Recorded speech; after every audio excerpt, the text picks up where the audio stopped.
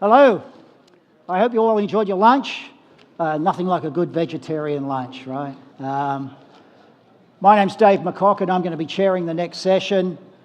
And the next session is quite interesting. When I was first asked to do this, and they said, we want you to chair a session that's called Flaming Consumer Insights. Now, that got me worried because if you're an Australian of my generation, and I'm guaranteeing that outside of John Smurthwaite, I'm by far the oldest person in the room, and he's actually my father, that Australians of our generation, we grew up at a time when you used flaming instead of another F word. I'll leave you to think about that. And it was a very derogatory sort of way of saying things. So I had to ask the people who are going to be speaking in this session, what do they think flaming meant? And generally it came back as really hot, right? So instead of maybe, in the old days, we would have said in Australia, flaming consumer insights, which would have been like, go get a beer. Instead of that, it's flaming hot consumer things and things that are happening, and be excited. So I hope you're all going to be excited for the next hour and a half. We've got some interesting speakers and some interesting points of view on the way things are happening. What's interesting to me is that when I come to conferences like this, in this industry, we're talking about how to understand people in different ways. And one of the great things is that those of us, all joking aside, that have been in the industry for a number of decades, have seen the way in which we go and try to explore understanding people in many different ways, both with technologies, with thinking, with the way in which we ask people questions through technologies, etc. And we're going to get some samples of that today from some very interesting sessions. Okay, so the way this is going to work, we're going to have three talks. We're then going to have a question and answer session, so you all get to ask not so awkward questions. And then we're going to hear from one of our great sponsors, and then we're going to actually have a live, what do we call that? A live exhibit, whatever, of a particular new technology, which is going to be quite exciting as we try to explore and see how that can be applied to your work. Okay, so first up though, we're going to hear about motivations, which is really an important subject to me because my background is actually working with market research for the advertising industry, because I used to work for big ad agencies, and my job was always to figure out and tell the guys that wrote the ads what's the motivation that applies for this brand to these people. And ultimately, that's the only thing they ever cared about. They didn't care about the product, they didn't care about what the advantage of the product was. It was the motivation that would matter to the people. So we're going to hear an interesting talk about motivation as a catalyst to understanding. We have a couple of speakers from Diageo. We have Srinivasa from Diageo, and we have, and I've just gone, sorry man, I just went blank on your name. Sorry. Deeparavayan from, yes, Jan, sorry. Okay, from Nielsen IQ. So would you guys like to come up and talk about our motivation with us? Thank you.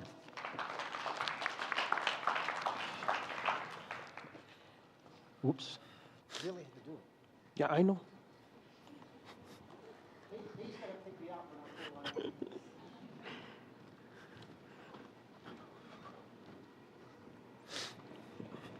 Hi everyone, a very good afternoon.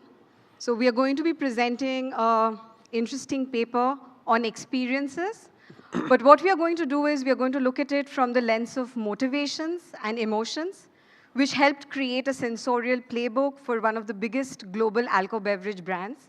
So Srini, over to you on why experiences. Thank you so much. If I have to ask everyone to just maybe if I ask you to close your eyes and think about the last memorable moment that you had, the chances are that it'll be an experience, okay? And there's also high chances that you may not be able to put that experience into words, because experiences are like that. They're a very complex phenomenon. They're meant to be felt rather than articulated. So my name is Srinivasan. I work for Diageo India, and my partner today, Debanjana, and I are going to try to share with you what we found on how consumers in India perceive experiences and what were the motivations behind them. So in India, like in other countries across the world, what we saw was that there was a very drastic consumer shift in their priorities post the pandemic, right? And what we saw in India was that a lot of it was led by the younger generation, your Gen Zs and millennials, who were increasingly focusing on investing their time and effort in experiences over products to create that shared moment of magic which they have, the shared moments which they had lost out on in the last couple of years. They had also focused on creating memories over collecting mementos because they realized that the amount of time they had lost, they felt like, they had to make the best use of the time that they had whenever they socialized. So brands in India also had to kind of change the way they communicate with the consumers, and especially for an alcobev brand like Diageo, where we have it's a media dark market in India. So there's a lot of restrictions on the communications that we put out to consumers. With these kind of restrictions in place and with these changing consumer priorities, it was important for us to look at a new and meaningful and a renewed way of engaging with our audience. The answer to that was experiences. We lent into the principles of consumer neuroscience in a way where we kind of figured out that if we were able to create an experience which is emotionally appealing to the consumer and leave them with a long-lasting, memorable experience at the end of it, it will lead to purchase intent, while at the same time create long-term brand engagement. But again, it's easier said than done, and there were numerous things that we had to go through before we achieved what we wanted to. To take you through that, I'm handing it over to Debanjana. Thank you, Srini. So like we heard, the task was really to create lasting impressions, experiences you remember, and which lead to long-term engagement. But we also heard, Srini, experiences are quite complex, they are quite nuanced, and they are, more importantly, ever-evolving. And typically, when we speak to consumers about experiences and ask them to narrate experiences, we face some challenges. The first challenge is the recency bias. Everyone narrates the most recent experience or the present one. So we had to get people out of the present mode. Second was that sometimes it becomes very difficult to narrate an experience, so you tend to oversimplify it. We didn't want to do that. Thirdly was when you ask people to talk about experiences, they always come behavior first. They talk about what they did and then what they feel. So our task was really to get people out of that mode, talk about the complexity, the emotions, and how do we really get people out of that present zone to talk more about the emotions. So what we did were 4 things to overcome these challenges. The first is we used a multi-lens approach. We used 5 lenses to look at the same subject, which is experiences, and went deeper and deeper into it.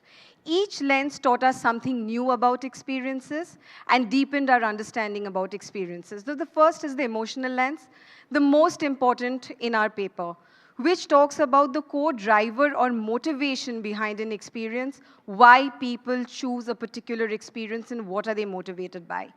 Second is the sensory lens. This is how people really engage with experiences, but through their 5 senses, and how they perceive the experience through the senses. And if you change one sense, the entire experience can undergo a change. The third was the spatio-temporal lens. Now, what is this? Experiences are made up of 2 dimensions, space and time. If you alter any one dimension, the entire experience can undergo a change. And fourthly, the cultural lens. We all know India is a culturally very diverse country, so how different cultures look at experiences. And fifthly, the generational lens. How do millennials and Gen Zs get influenced by experiences? What it did was, it deepened our understanding of experiences and helped us create a very human-centric playbook for Diageo. The second thing what we did was we spoke to consumers, and we chose our consumers very, very carefully even before starting the research. We talked to people with distinct mindsets. We had risk takers, we had wellness seekers, we had emotional connectors, We talked to people across the evolution curve, people who were looking at trailblazing experiences, something very niche, and at the same time, people who were looking at mainstream experiences. We spoke across the socioeconomic classes. Again, we know in India this is very important. 3 classes we spoke to: the high net worth individuals, the middle class India, and the young affluents. We spoke across generations, the millennials and the Gen Zs. And finally, we also had binary and non-binary representation. The third thing we did, a very, very robust toolkit. We did primary research where we looked at ethnographies with digital diaries, expert interviews, but these experts were also prosumers. They were very passionate about traveling. They were certified trainers. We did secondary research, which was about a lot of desk research. We read 100+ articles, looked at experiences across the world.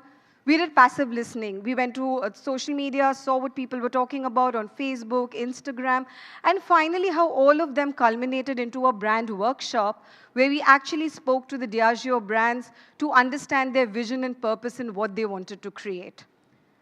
Finally, we challenged our own conception and our own point of view on experiences. We challenged our own notion that experiences are a static concept. They are not. They are quite dynamic. They are quite fluid. And here we actually borrowed from literature a concept called chronotope. What this concept basically says, again, is the same thing. Experiences are made up of space and time. You change any one of them, the entire experience can undergo a change. And I'll just take 2 examples. The first is a personal experience. Imagine your childhood home, which you're visiting as an adult. The space remains constant, the time changes, the entire experience changes. Another example of a virtual experience. Imagine you have a VR headset on and you're going into the future.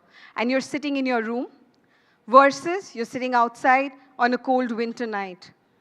Again, the time is the same, but the space gets altered. And the entire experience can get altered. So what this really did was, by putting this perspective, that same experience, the moment you do the past-future lens, you can get many, many micro occasions and many more nuanced occasions. So it gave us multiple occasions and opportunities to play. What did we learn? The first thing is that experiences which trigger long-term memory were very powerful. And 2 senses which play a very important role, especially with our category, was the visual, the colors you use, the props you use, and second was the power of smell. The power of smell was extremely powerful to either take you back to an old memory or recreate an entire new memory structure. The second thing it taught us was that experiences are actually always an interplay of engagement and the goal. And this is the crux where we came up with this particular framework, where we said that there are actually 4 kinds of experiences: active purpose, active passion, and passive passion. Now, what is active purpose? Active purpose is when you're intentionally putting yourself out there, investing your energy towards the larger purpose of personal development and growth. For instance, imagine going and learning cooking with the locals. Second is passive purpose. Here also fulfillment becomes very important, but you're doing it in a much more contemplative and a much more reflective way. Imagine sipping a glass of wine and looking at the waterfall and reflecting. Third was active passion. This is about enjoyment, but igniting a sense of enthusiasm. And fourthly was passive passion. This was also about enjoyment, but again in a much more contemplative and reflective manner. The third thing, motivations are very important when you're looking at experiences. What is that core motivation? But here too, we didn't look at motivations as a static concept. We looked at the shades which exist within a motivation. And typically, any motivation you take can have 3 dimensions or 3 shades: the psychological lens, the physiological lens, and the cultural lens. In the paper, we did it for every motivation, but here I'll just take an example of thrill. Imagine thrill is the motivation. The moment you put the lens of psychological thrill, it gets a new shade, a new nuance. Imagine closing your eyes and the food being brought to you and you're just tasting without really seeing what you're tasting. Physiological thrill, of course, challenging your body and challenging the terrain. But there is also a cultural dimension of thrill. Imagine staying with the locals where you don't know the language And that itself is another dimension of thrill. The moment we broke up motivations into these 3 dimensions, we got, again, many new shades of occasions and experiences which you could differentiate by playing on the same motivation of thrill, but creating 3 unique experiences. And we didn't stop there. We looked at the emerging codes of motivation, how the motivation would be changing over time. Again, taking just 3 examples, affiliation, what we saw was moving from kinship-based affiliation to purpose-led affiliation. Thrill was moving from physiological to a very cultural lens. Pleasure was moving from extravagance, indulgence, to these more regular, ordinary moments of magic, sometimes from passion to purpose as well. But the biggest and the most challenging task was actually how do we now create the right experience for the right audience? And this becomes especially important for Diageo as a brand, which has multiple segments, multiple categories. So how do we really do it? So then was the next task where we put all the motivations, we put our cohorts, the generational cohorts and the socioeconomic classes, and we mapped it to see from primary and secondary and speaking to the experts, what dimension of motivation do each of these cohorts really focus on? Just to take the same example of thrill, what we saw when it comes to the Gen Zs, they still focus on the physiological dimension of thrill. Challenging your body, challenging the terrain, very important, but the destination is important, but the journey is equally important. Then, when we looked at the HNIs, they were also talking about the physiological dimension of thrill, but with a sense of exclusivity. Whereas the millennials were talking about the cultural dimension of thrill in a very, very big way, spending time in a culture, learning stories, getting it back, and it's all about memories over mementos, what we were talking about. And finally, from here, we created 10 key experience spaces, which was our sensorial playbook. So over to you, Srini, on what we did. Thank you. So one of the things that we saw, what we got from this is that we understood how consumers view experiences and the motivations behind it. But also the fact that we had shades of motivation gave us an opportunity to create experiences which are more sharper and more meaningful, given to cater to these shades of motivations. So I'm going to take just a couple of examples where we look at a dominant and an emergent code of emergent motivation. Physiological thrill. So if we were to recreate a nature walk as part of our brand experience, the playbook gave us guidelines on what needs to be followed to instill that sense of thrill. Visually, for example, depending on what time of the day this experience was, this nature walk was, the sense of thrill it instills will be completely different. Smells that you are incorporating into this whole experience itself will need to invigorate the senses to create that sense of thrill. Acoustics, like for example, if there was a sudden gush of water, a strike of lightning, birds suddenly coming out of nowhere, the sounds of birds, that is the sense of unpredictability and excitement that leads to thrill. Rituals and food pairings. So when you create any food item using the ingredients from the forest and rituals which are used in the forest, consumers undergo that discovery of the taste profiles which they have. That is the thrill that we get by creating that. Finally, we also have interactive textures and materials which are going to be as authentic as possible, so consumers can interact with it physically and see the authenticity and then get a sense of thrill of the whole thing. But this, what we saw, was a dominant code of thrill. But now what we are seeing is that there is an increasingly emergent code of thrill which is cultural. So there was if we agreed to recreate an example where we bring in an experience of the Himalayas to a city where there is absolutely no chance of that, what we have to do, the playbook suggested to us, was that we follow codes and props and designs which are unique to the Himalayan region, which will give you that sense of thrill and authenticity. Smells will have to remain authentic to the region itself to ensure that people are completely immersed and take back a piece of knowledge from the experience itself. What you may see here is might be just a collage of the experiences that we have put together over the last couple of years. But we take a deeper look. We were able to create these experiences based on the framework that was provided from these learnings. So I'm just going to take 2 examples of 2 motivations. One is of affiliation and the other one is of knowledge.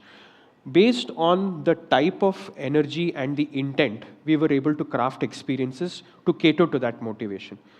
So if the motivation was affiliation, so on the top right here, when you say the quadrant of active passion, we created this for one of our brands where consumers were actively involved in a match viewing experience, which is of high energy, and the shared passion was cricket. So we saw already that people were moving beyond the kinship-based affiliation to a more shared passion affiliation, which was cricket here, and they were actively engaged with it.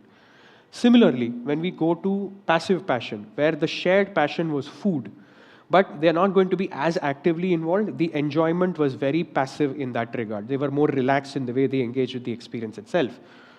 When you go to active purpose, where we are going to shift our motivation to knowledge, where we created a world-class experience center, highly interactive experience center, where consumers were taken through an entire journey on how spirits are made. So there was a lot of physical and active involvement in touching the ingredients, feeling them, and smelling the ingredients as well. So, but it is not a two-way street. It is not a one-way street. We saw that people were also bringing their own knowledge into the experience itself rather than making it more richer.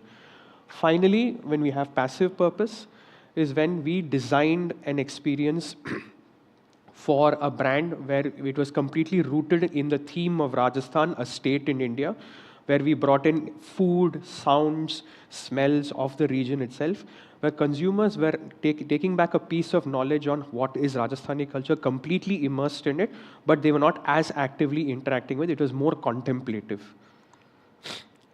Like, these are just very few examples of how Diageo leveraged these learnings to create these experiences. Given the fact that consumer preferences are going to constantly keep changing over time, with the playbook that we have and with the emergent codes of motivation that they have been identified, we are well placed in many ways to create sharper, more meaningful, more memorable experiences for the future with changing consumer preferences. End of the day, it's not going to be something that we said or did. People will remember on how we made them feel. Thank you. Thank you.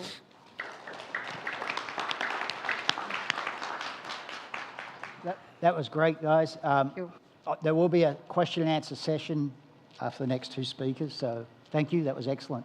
And I've got to say that I hope Maya Angelou is collecting credit for all the time she's getting quoted today, right? Don't need to read her books, you can just follow the credits in all these presentations. It's great. So experiences and motivations are really important. What I found really interesting is, as I said, it's been part of my work, but it's sometimes today we tend to have clients and stuff that forget how important that is. So it's a great reminder that we have to dig deep, which is the role of most of us in the room. But there's something else we have to do, which is to think about staying ahead of stuff. And when I saw the other day the draft of this next presentation, it really came to life for me, because within at least one of the categories that you deal with at Colgate-Palmolive, the toothpaste market, I spent 25 years working on toothpaste brands, not theirs. And my main job was, what's the next product?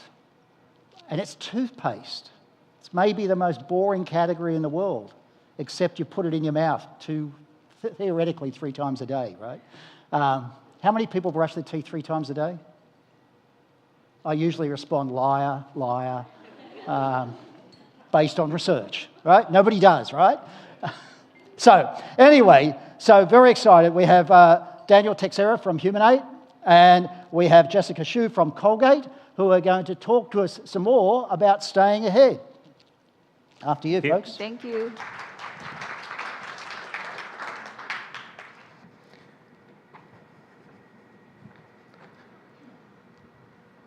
Ready?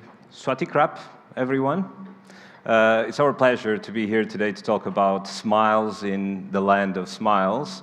My name is Daniel. I'm the lead for Southeast Asia at Humanate, and together with me, I have the illustrious Jessica. So I'm Jessica. I'm the head of Insight Analytics for Colgate-Palmolive APAC, and it's my pleasure to meet everyone here and has the honor to share some of the work we have done. Great. And just like David was saying, this presentation is really about staying ahead. And the challenge that Jessica came to us was, how can we stay ahead in APAC? Because you have a very peculiar challenge at hand. Right. So as David just mentioned about toothpaste, right? So it's a daily necessity. You probably don't spend a second to think about too much. And we also have a bunch of these type of products, like home care, fabric conditioner, shower gel. All these things are being in your home, but probably you don't really have an interest or high involvement with them. When we look at APAC, the key challenge here is we have so many different countries. I still remember the first week when I do the orientation with all the hub, GM, marketing head. The first sentence they share with me is that we are different. Jessica, we are different, Okay, you are different. So the consumer here is so different because in APAC, every country has a very large population and a very long history here, the cultural roots. That's true. So the countries are so different.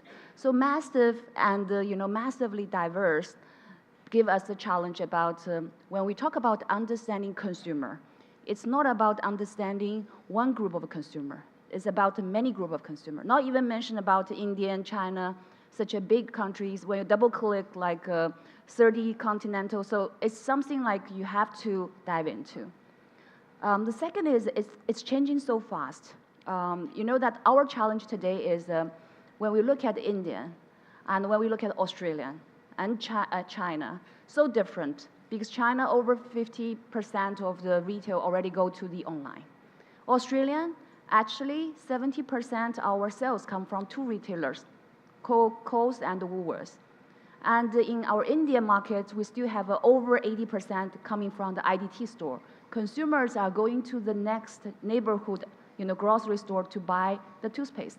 So that gives us a lot of challenge about people are changing and fast evolving, but such a diversified base, where are they heading to, right?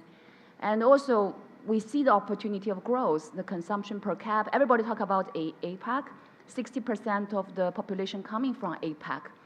But people don't have a very simple formula to really grow in this market with a one-fits-all strategy, especially for innovation. So I think that's the whole starting point when we talk about the consumer understanding for our innovation. How do we want to approach on that? Yeah. Not an easy challenge. Yeah, not an easy challenge. Of course. But we like those complex challenges. And our answer to it from our human-aid perspective was to bring communities into play. That's a classic. That's our hero proposition. However, given the challenges that Colgate had, we tried to make it a little bit different. And we focus on, even when we coined the term together, Jessica, of future consumers. So who are these future consumers that we wanted to bring into the online communities? So we applied our framework, the usual one, very probably oversimplified framework of the 90, the 9, and the 1%. The 90 being your everyday consumer that we still need to talk to validate things. The 9% being a more experienced, more knowledgeable consumer. And then we have the 1%, the creatives out there. So for these communities, we decided, let's bring the 9% in. Yeah, let's bring the leading edge consumers, exactly because of this challenge of we want to stay a little bit ahead of the game, starting to get that insight, still from consumer-based and consumer-grounded, but a little bit ahead of the curve. And we, because of the diversity, we needed to step into a lot of markets, as you can see here. So we had China, Thailand, Australia, India, Malaysia, and the Philippines, with 25 of these consumers in, which a lot of people might think, well, that's not a lot. What's the base size for that? But we accept, we wanted was depth, and we wanted even to embrace a certain bias when it came to that. So these future consumers really became the star, all these beautiful faces, some of which we've met face-to-face, our agency, the client. And why do we care so much about these future consumers? For three characteristics they have. They're curious, they're naturally curious, they want to learn more, they want to have a say, they're knowledgeable, that's very important. So when we recruited them into the communities, we made sure they had a rich routine, oral care routine, a lot of products that they are interested and passionate about it, and passionate to share about it. So that's that kind of bias that a lot of people in research, classical research, would say, that's bias, we shouldn't be talking with those people. No, those are exactly the people we want to be talking with. Yeah, I think it's a KOC, right? So yes. KOL and KOC. So we were Yes, talking it's a little about bit of a mix there. Yes. So today what we have to share with you is 4 different elements. So this collaboration of these online communities and consumer interaction with future consumers has been going on for about 1.5 years, almost 2 now. And we have 4 different dimensions of how these future consumers allowed us to stay ahead of the game in oral care in APAC. The first of which is they give us a window into their life. They're very open to sharing, and they're very open to letting us really get up and close to them, metaphorically and also physically speaking. They share a lot with us, and that can really ground the research that we do, create also impact within the Colgate brand, but also because they're future consumers, they know what they're talking about, and all of that bias that we embrace, they can give us a little window in what's to come in the oral care category.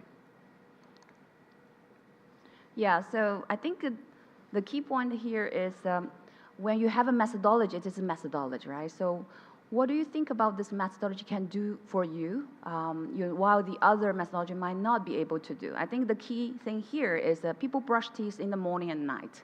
These are the extremely private moments for them, right? So most of the time, if you ask them to recall all these things, they can make story for you. They can talk about something like, I need whitening, I need gum health. But when you zoom into that moment, you start to discover what do they do in the morning and night.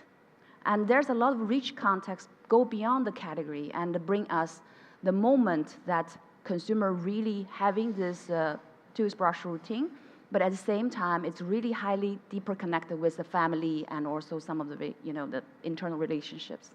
So we actually, the last slide showed that we have the landscape also laid out the development of the routine for the different countries and the regimens, as well as segment in terms of the different moments. So taking one of the typical moments that, that I'm not sure everybody had kids or you were kids maybe years back, that the brushing moment is the moment you fight with your parents, or you are now fighting with your kids on the brushing, right? So brushing basically is not something like kids feel so pleasure, but we find that this is actually an extremely bonding moment for the mom to show the love, or dad show the love to the kids, but also the kids to learn about how to really build a better future for themselves. Because cavity actually, for example, in Philippines is a big thing for the kids. Because of the toothache, they have to stay at home. And they don't have a good condition to really, to treat that. So we had a program globally, Bright Smile, Bright Future. It's not new. It's not because of the community come out. But this type of moment diving obviously give back the program a lot of richness in terms of how do we really want to build a program deeply rooted into our consumers. And another element of why these future consumers are so important to Colgate is the fact that they can be sparring partners when it comes to innovation. Because again, they're a little bit ahead of the curve. And an example of the typical way we do, this is a bit more of a strategic NPD project we've done together. It's one in which, yes, we start with broad trends, innovation platforms like we always do in our innovation projects. But then we go back to the communities, which, by the way, are termed or named as a future playground. So it's very much on topic and very open, and it has a Colgate symbol there, so these people know perfectly who they are partnering with. And then we go back to them, and then we do semiotics. We bring even the 1%. It's called ICA. It's a crowdsourcing community that we have to create ideas. We then have the workshop, again, quite traditional, but we go back to the future consumers and run back again with them, like, what do you think about the concepts? How can we make this better? And they get quite a lot of trust within the organization. And of course, at the very end, yes, there was bias, it's only N equals 25 per market. We then go and do a large-scale concept test, like one should. But I would say in all of that methodology and process, the magic really was on the day during the workshop in which the people from the community joined us. And I was there in one of the breakout rooms, and they were giving us feedback on the concept and said, don't do that. take the bristles out, or this is too harsh, the bristles here, do this, do that, and we changed things using their feedback, and that was extremely powerful. They also took us on safaris, they showed them a little bit of their life, and that really created this immersive experience. Yeah, I still remember in my early days of insights work in the focus group, whenever you see a consumer so talkative, so dominant, so opinion leading, you're gonna get rid of this consumer. It's like, this is not the consumer I want, right? But nowadays, actually, if you look at the whole market, because of the social media, because of the social commerce, the digitalization, so people actually are willing to show the creativity, the knowledge of themselves, and some of the consumers are particularly passionate about some categories or topics, and they become the key opinion leaders among their groups. So these are the people actually when we bring into the innovation process. So it's more about embedding the future consumer into the innovation process. They start to be a very good co-creator with our internal team, with agency. And we are not really look for them to confirm our options, but I also look for them to build on and co-create. They give a lot of extra knowledge, extra point of view, which we don't even have a full sense on that. So this is really valuable steps that we change in terms of the innovation process. Exactly. And another element, again, very human element that we understood we could build on from these future consumers was this idea of gathering truly human stories to fuel creative excellence for the campaigns from Colgate in the region. And to give a very concrete example, of course, the big brand idea of Colgate is how smiles unlock the power in us. It's all about smiles. You probably know this as consumers as well. And therefore, Colgate is exploring all types of smiles. And a very, very special type of smile is what we call the bittersweet smile. That moment, and I think we can all relate to that, in which, and you can see there, Djokovic, is he smiling, is he sad, is happy, is excited, a lot of emotions coming into play, and understanding that duality became really an important thing for Colgate. What we understood was, yes, the future consumers were great people to engage with, to understand better about this bittersweet topic. We wanted to make it projective, like good qual researchers do. So we said, okay, tell us about a bittersweet memory that comes to your mind. But then we decided to go even a step further and engage on what we call conversational research, which is qual at scale, moderated by AI. So there's a little bit of AI in our story. But this, then it gave us was a richer contextual understanding and also quite an intimate debrief. We debriefed this probably a month ago with the team, and we were playing the stories. And people were really focusing and hearing it. And when people are talking just like I am now, you just take longer than you should, versus, for example, writing text. So that richness comes through when it comes to conversational research. So just to show you how this tool worked, let me go to the next one. We first ask, okay, tell us about a bittersweet memory, or the machine actually asks people. A bittersweet memory for me was when I graduated from high school. It really signified the end of one chapter and the opening of another. There were just a lot of emotions swirling around that day because it was a great time to celebrate, be happy, and celebrate all those accomplishments of completing high school. But at the same time, it was really sad because it was basically the last day that all of my friends had spent about 7 years every day together, that it was the last time we would all be together for a really, really long time. And what AI does on the go is start reading into what has been said, that voice message, and then with our pre-programming, it will ask a probe. Oh, that's a very poignant memory. What was the most memorable part of that memory? For me, I think it was when I was crossing the stage, because that was the moment that I realized that I'd passed my exams, and that I would no longer have to go back to high school again, and I wouldn't have to like resit any exams. So I think that was the most memorable part of the day for me, is that accomplishment of it's completely done and I don't have to worry about going backwards. And it's exactly that richness of that duality and actually in the methodology itself, the duality of bringing human insight, but also machine-led moderation, then led us to come up with several clusters. Within such a narrow space, I would say, of bittersweet smile, we shared several clusters or opportunity areas for Colgate to create comms on. You see some examples here on the slide, actually some quite serious and in-depth ones, the loss of loved ones. Then we have things like the milestones, achievements, just like the story that we were hearing, and we have things like embracing the journey, that the lows sometimes are more important than the highs. So from such a narrow space, we unlocked a lot of different and inspirational areas. Yeah, yesterday actually in the click session, some of the friends from other companies mentioned about how to explore the emotional needs, right? So actually I would say future community provide the ground for the experimental. So basically when you use AI technology or whatever, you're trying to discover better about what consumer really think about, what do they feel. If you can recognize from the voice, people describing the situation story, it's not only about those words, it's also about the emotion that within the tone and manner and the people are describing, with all the things telling more than just some of the summary from the insights report. So I think this is just the experimental for us, but we want to create this type of, let me say, the smile super story to enable our creative insights and to really get the great creative ideas.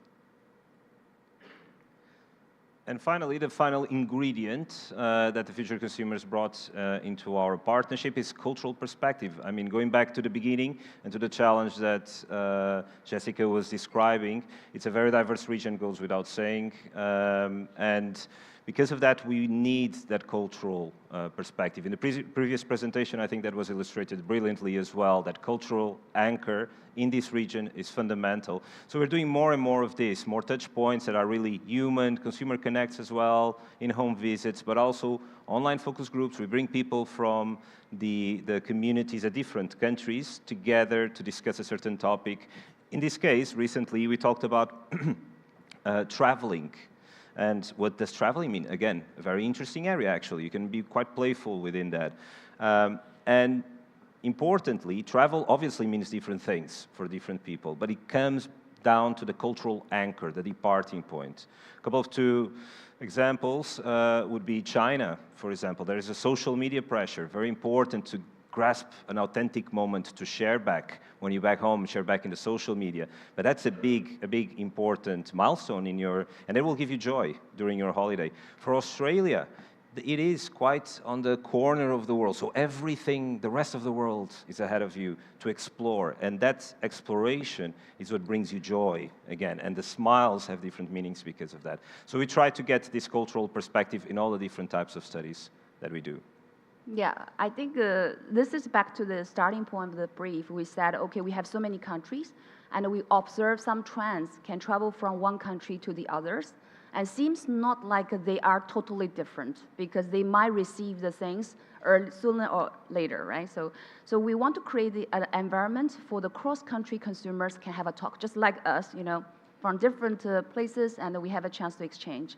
Of course, this is one of the case we share with, we let consumers sit together, and we also talk about in the future, we want, for example, Japanese, Korean consumers who are even more aging society, have a more problem with the orals, and trying to also inspire the community and see how do they respond. So this gives also a possibility about how do we create the future for APAC in terms of oral care, and visualize that with all our consumers. Yeah. So bring it all together. We've been talking a lot about AI in this conference today. It's really dominant. And we are not resistant to it, nor we want to just be creating polemic statements here. But we do believe that if we stick to only AI, and I think we all are critical about it, and we need to be critical about it, it's a balancing act, right? Otherwise, the insights will become plasticky, superficial, average of averages, that sort of thing. So from our perspective, the richness is, or the power is in the mix. So it is still a lot about bringing human insight. Yes, bring the qual tools or the AI tools that will bring a lot of benefits. But at the end of the day, it's very important to bring that human insight. And for us, to stay ahead of the game is about bringing the future consumer insights into play. Right. I know that these days we talk about AI a lot. Myself, our company also. For data analytics, we have a lot of project going from AI perspective, a lot of experimentals.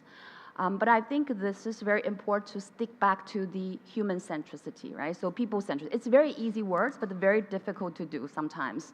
And when you think about all the emergent channel change, like e-commerce coming, or the product, new brands coming into the market with the young generation features, it's not because of those companies are doing this as good as they are. It's more about the consumer really need that. They're cutting into the needs for the consumer. They really look at what consumer wants.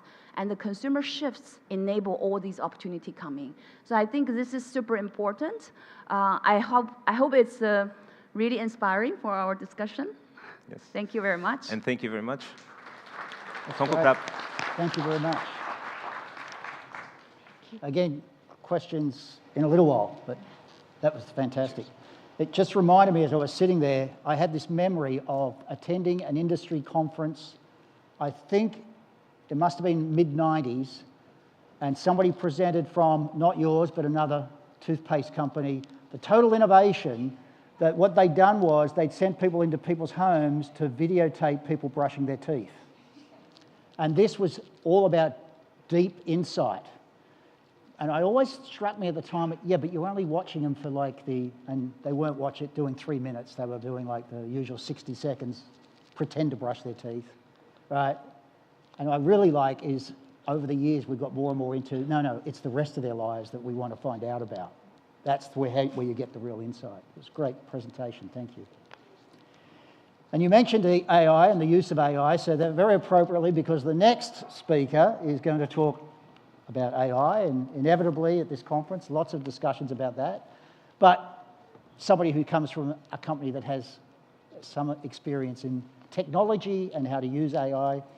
So, for Isaiah, who is actually called Ploy, like every Thai, she's actually called by her nicknames. Forget the real name, it's just Ploy. And Ploy is from Samsung, and she's going to talk to us about it takes AI to understand AI. Thank you very much, Ploy. Thank you, Dev.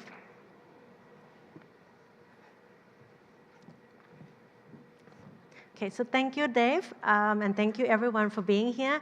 My name is Ploy.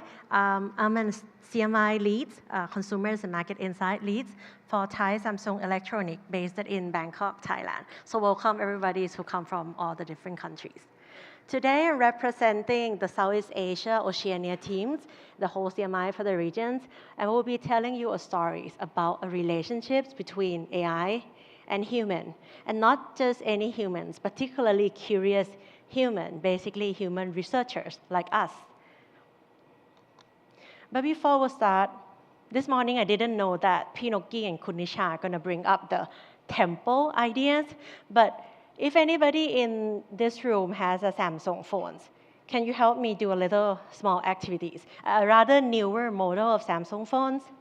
If you can point to these pictures of the beautiful temple, you press the home screens, hold the home screens for a bit, and then you circle the temple. It's a simple AI features that we launched in the beginning of the year, Galaxy AI features, called Circle to Search. So basically, you see it, you circle it, and then you find the result. Anybody can already identify where this place is? Any hands? Yes? Yeah, you know where is it? What's the place? Wat Ratchanat Dharam, that's a very good answer. This is Wat Ratchanat Dharam or Loha Prasad. It's actually the only metal temple in Thailand, the first one, the only one, and it's only a few left in the world. Why am I asking you to do such activities? Well, basically, search, image search, and other stuff has been with us for a very long time. So it's nothing new.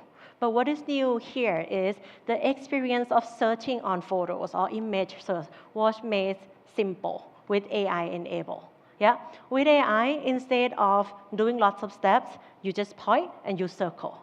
And this is not only with photos as well. This, for example, if you're on Instagrams, you're on any applications, on any screens of your phones. For example, you're scrolling Instagrams.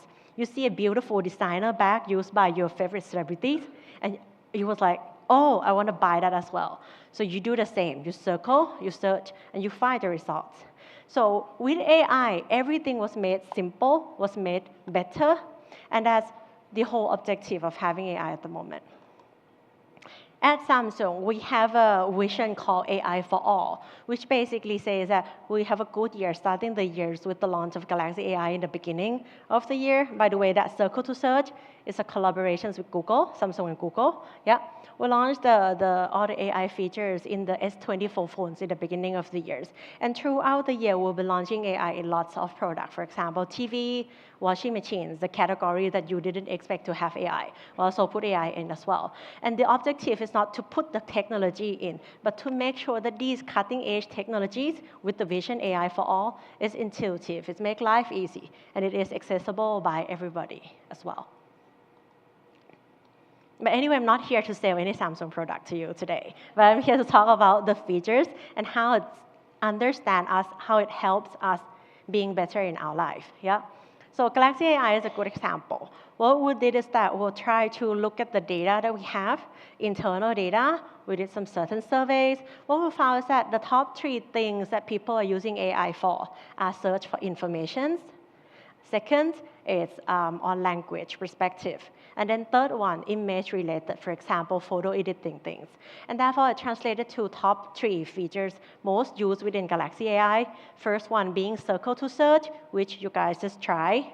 Second one is chat assist, basically help you craft, check, and also translate any chat messages that you have. So breaking the language barriers, and also help you achieve a better tonality when you talk to people as well. And then the last one is generative edits in photos, which doesn't just remove objects that you don't want from photos, but also can move objects and fill in the gaps and make sure that your photo is perfect using the context. For example, if you have, let's say, a mom, your mom takes your photos with the Eiffel Tower, very beautiful, but she's missing the top part of the Eiffel Towers. So use generative edits. You zoom out the pictures a little bit, and what AI did is fill in little tiny top of the Eiffel Tower for you, make sure that your photo is complete, and you can keep memories for longer.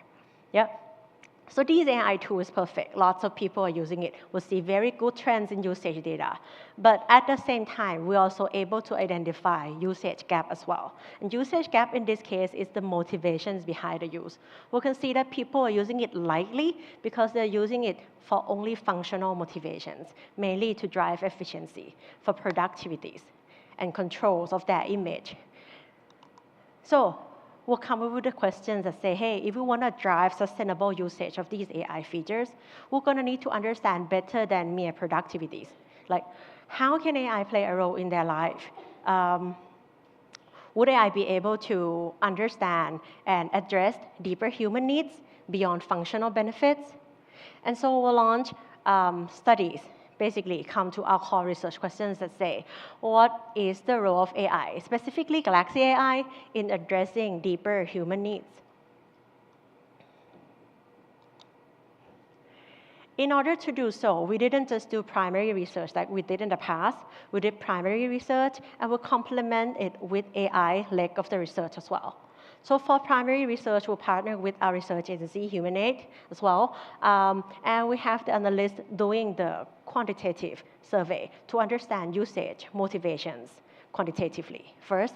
And then we'll do qualitative discussions, as well as collecting use case from social media to allow us to see real-life use case of consumers and understand deeper on why they're actually using a certain features.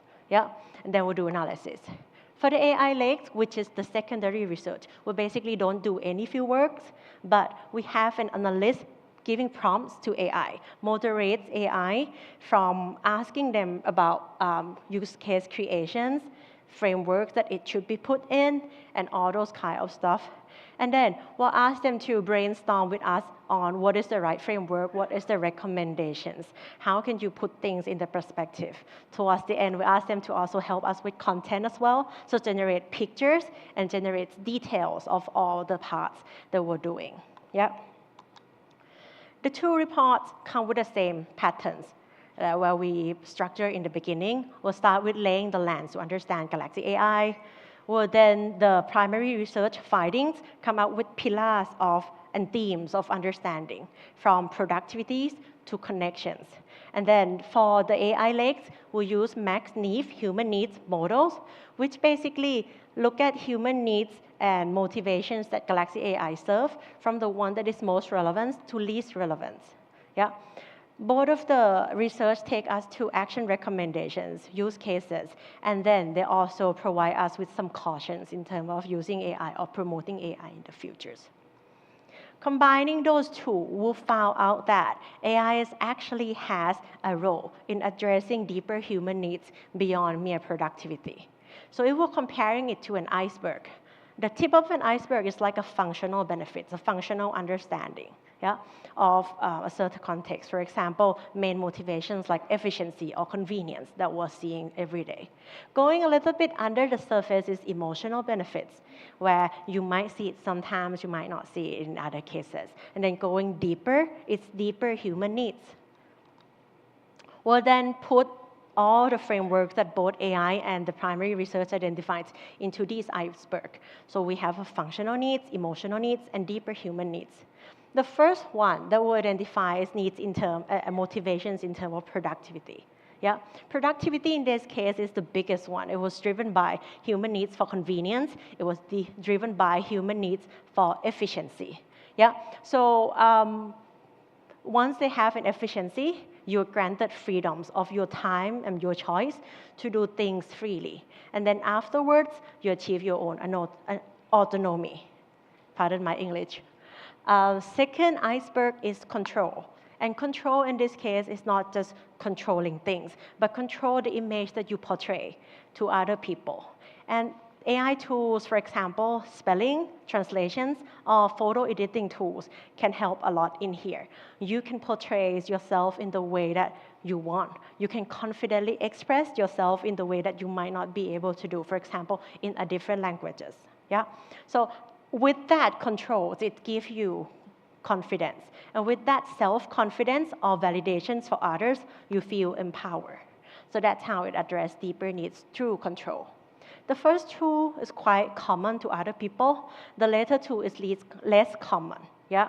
The third one is discovery. And discovery in this case, for example, like language translations, photos, and other stuff, it allows you to discover new experience, new perspective, new hobbies.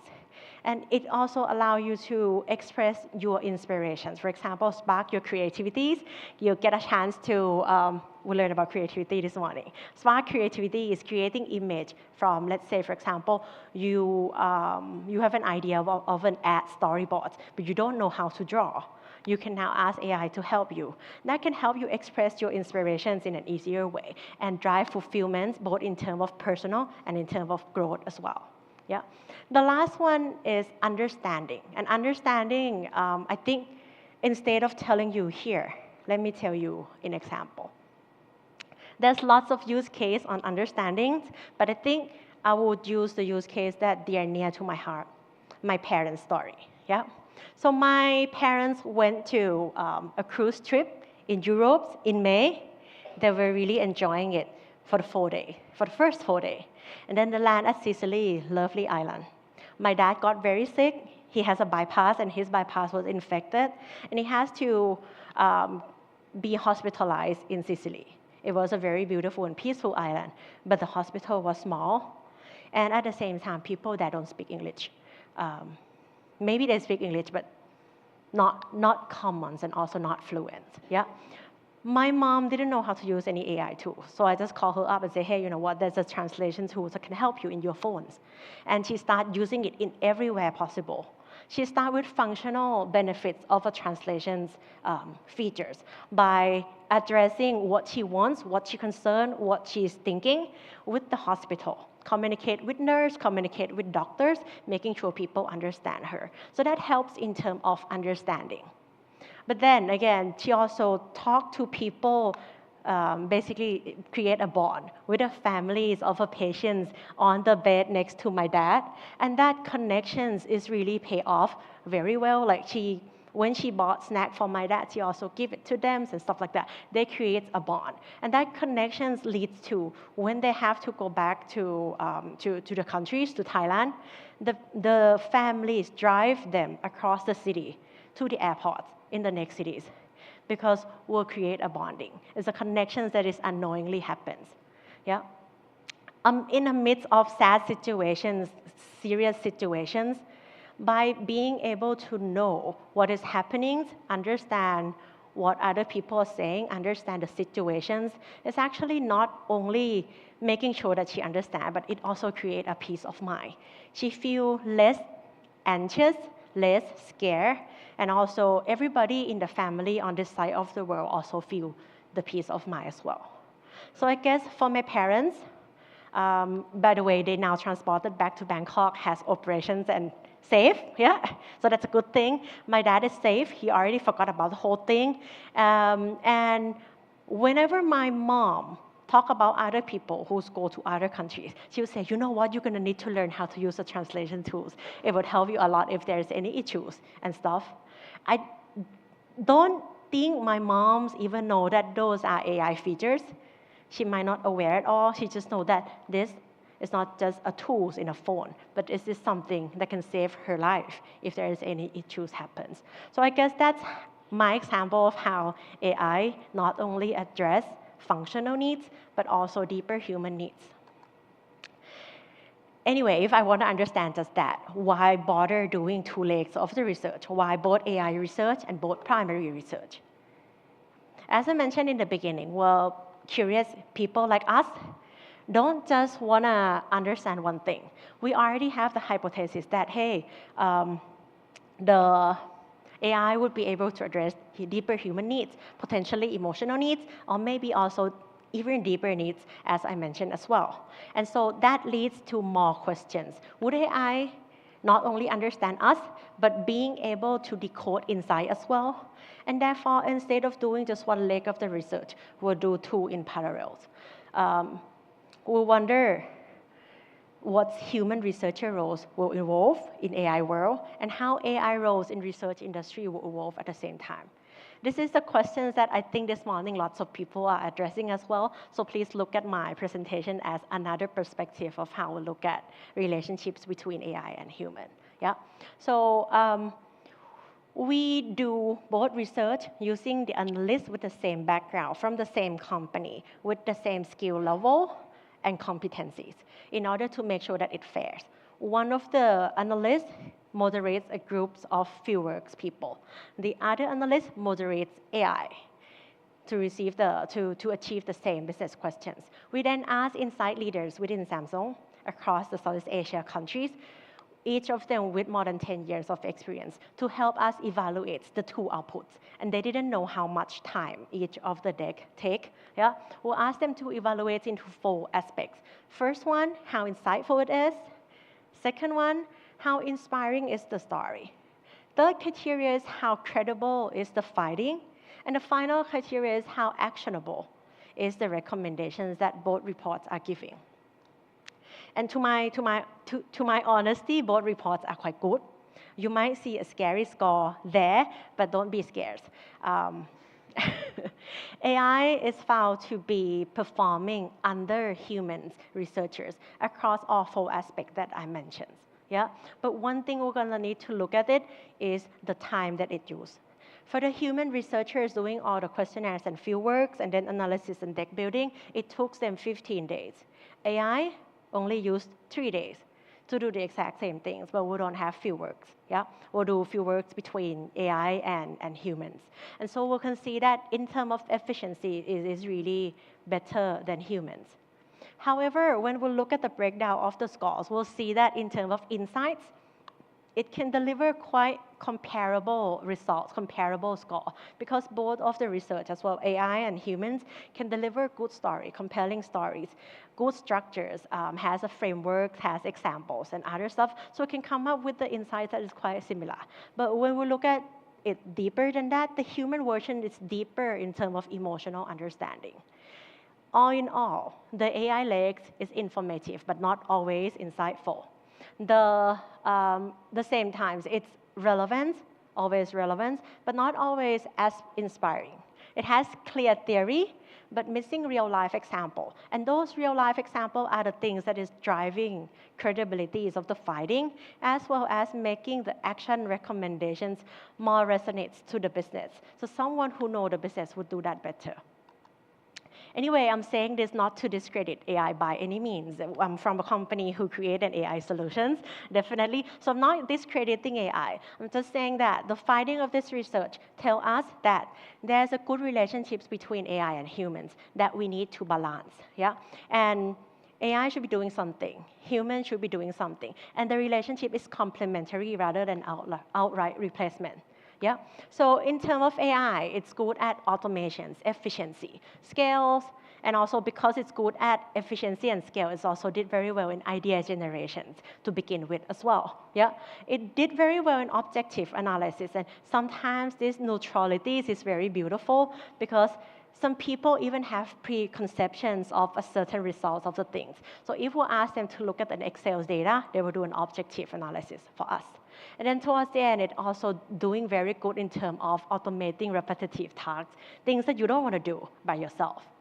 For human, we have a much bigger role because without human, AI cannot operate. It's humans who moderate AI. Yeah? So lots of the times, human researchers find themselves as prompt engineers or as a data storytelling, trying to narrate the stories in a way that resonates well with the stakeholders. So we're strong in emotional insights, contextual understanding, creative problem-solving inspirations, credibility personally and from the use case, as well as actionability and customizations of the results to the people who are hearing you. So the best formulas in terms of blending how you or AI will be working together, I honestly would say there is no one-size-fits-all solutions. There's nobody that can say that, hey, you know what, you need to use this for AI, you need to use human to do so. But you're going to need to look at different criteria to make the judgment as a researchers. Yeah? So look at research objective, nature of data, resource, as well as speed and scales of the project as well. And with those criteria, it will be easier to make options on which tools you should be using with AI support and which is not. So I would like to end the presentation today with a little quote that AI enable us to be more human, so we can be the one who craft the insight that matter. Thank you. สวัสดีค่ะ You want to come up? Oh, yes. Did we lose? Where's Edward gone? Oh, you didn't step there? Oh, okay, back there. Okay, Yeah. so we're going to have a little question and answer session for those three great presentations.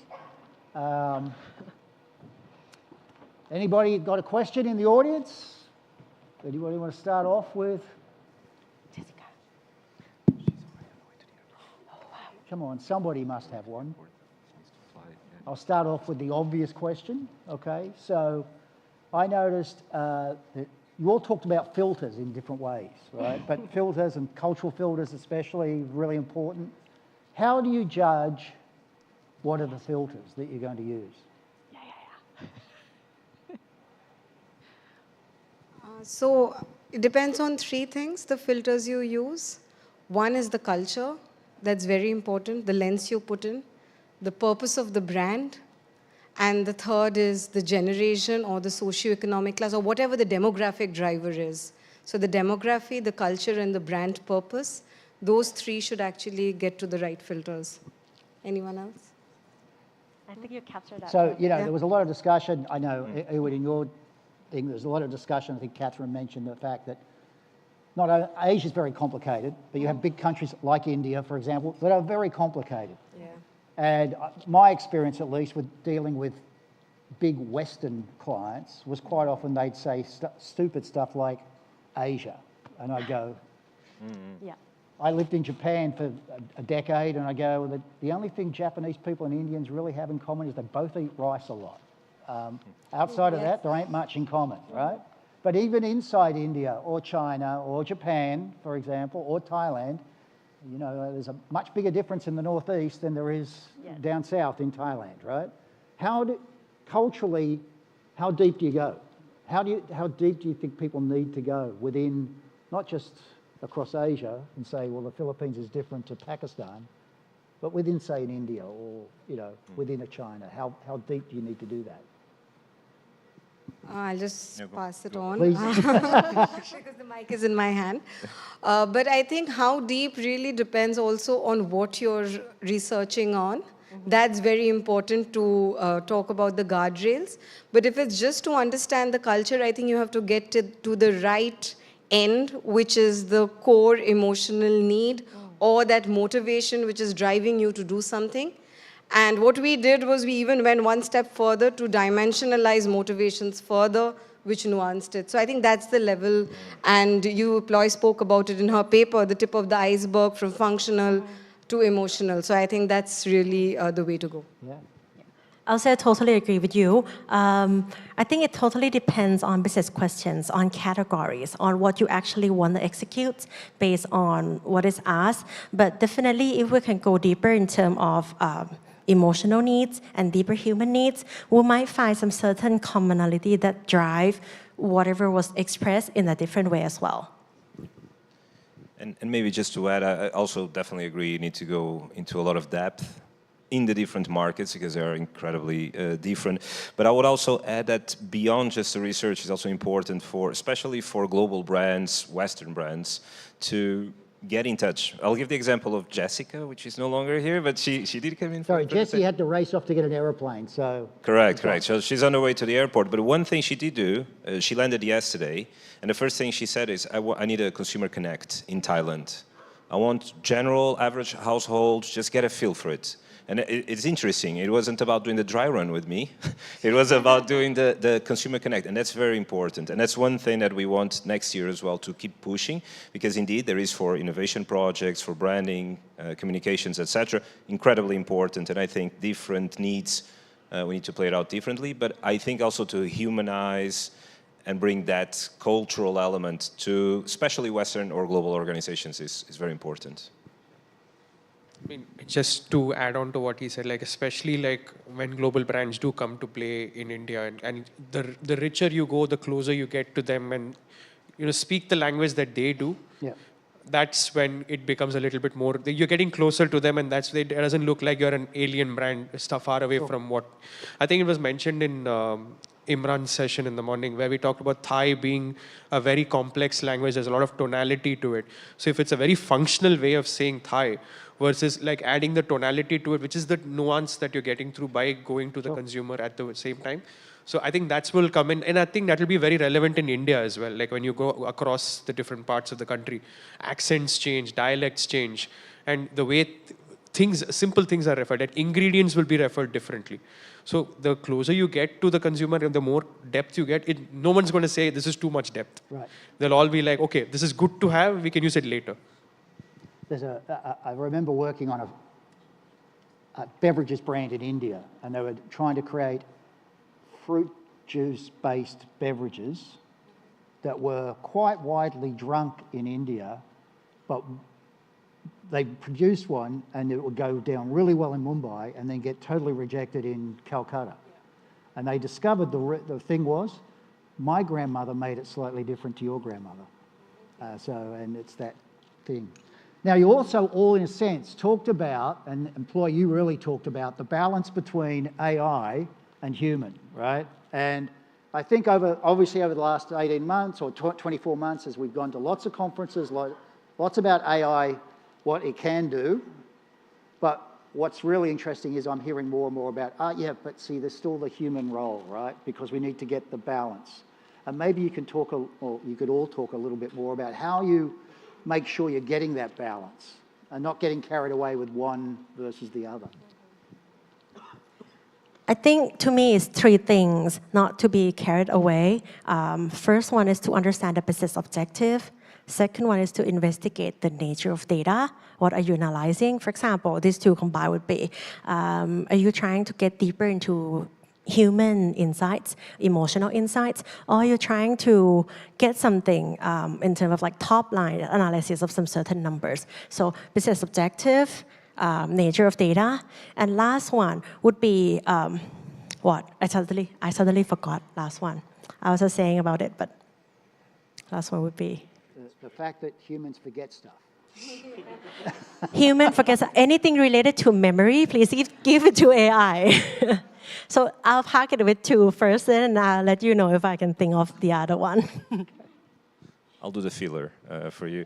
Yeah, so for us at Human8, it's starting to emerge because this is an ongoing, very dynamic subject for all agencies and clients. But for us, it's starting to emerge that we want to use AI at the very beginning in sharpening the objectives, because as well, AI goes a lot into the average of averages. So yeah, that's all right. I think it at least gives us the lay of the land and then focuses, and then we know exactly where we want to dive in.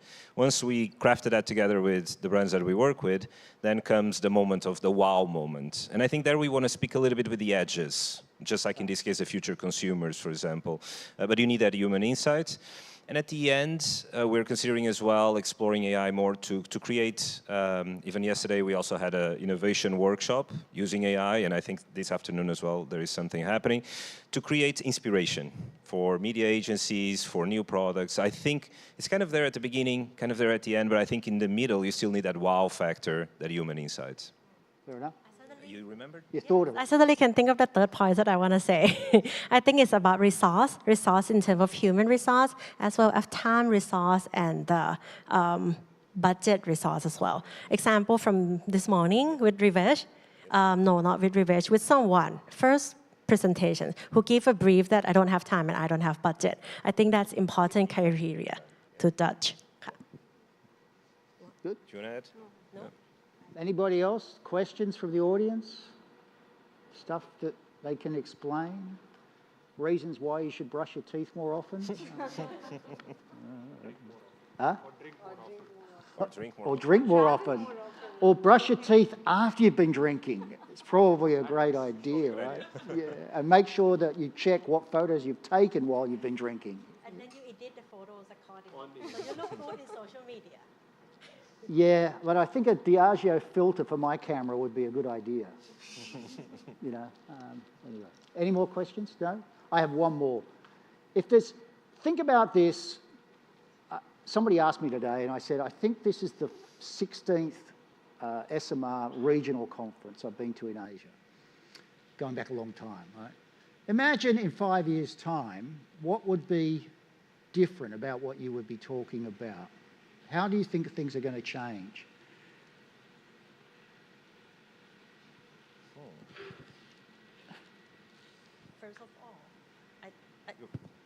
First of all, I think in 5 years, nobody's going to be talking about AI. We might have other new things in life, not AI, maybe OI, CI, or whatever it is. We might have a new acronyms, a new buzzwords, a new tools. I think research will keep on developing with the use of technologies, and then humans will try to always balance back and forth between technologies and humans, and AI will be the past. For those of you, I don't know how many of you were at the last Esomar Asia conference here in Bangkok, which I think was 2019 or 18, I can't remember, one or the other. Do you remember what the big subject that everybody talked about then was? Big data. A third of the presentations were about big data. Nobody uses that term anymore, right?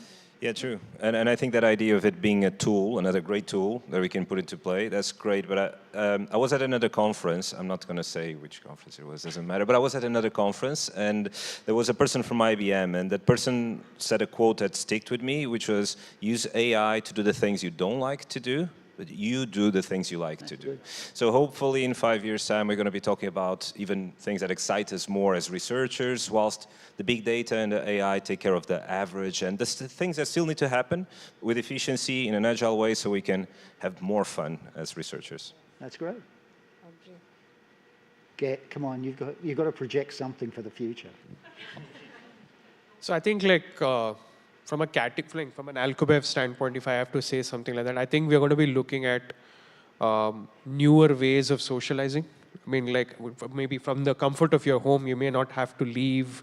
Maybe sometimes that you want to socialize from the comfort of your home, using VR headsets and the other thing is also, I think from a retail standpoint, right? I think just to visualize how products will look or how your cocktails are going to look. You can just create your own cocktail and then you'll be like, okay, this is the way it's going to look.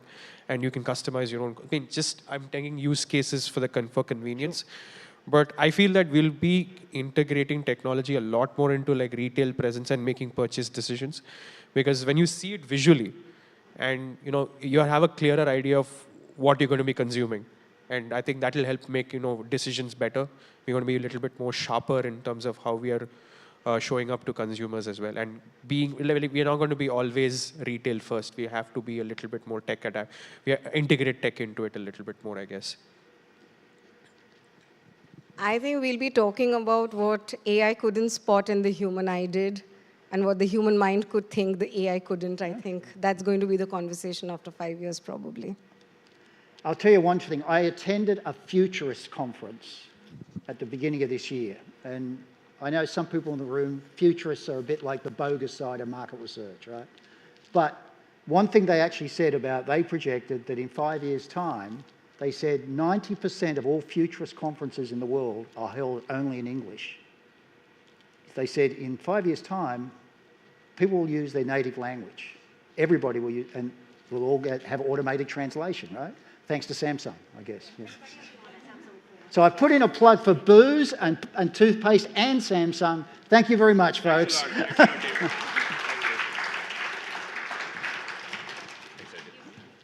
Thank you. Thank you. He will catch you. Oh, the joke is I've got a bad knee, so he's going to catch me when I fall over. Okay, so next we're going to hear, sorry about that. Next we're going to hear from Catherine Zhang from one of our sponsors, and of course it's really important for us to understand that the sponsors not only help us get here, but actually have some great ideas.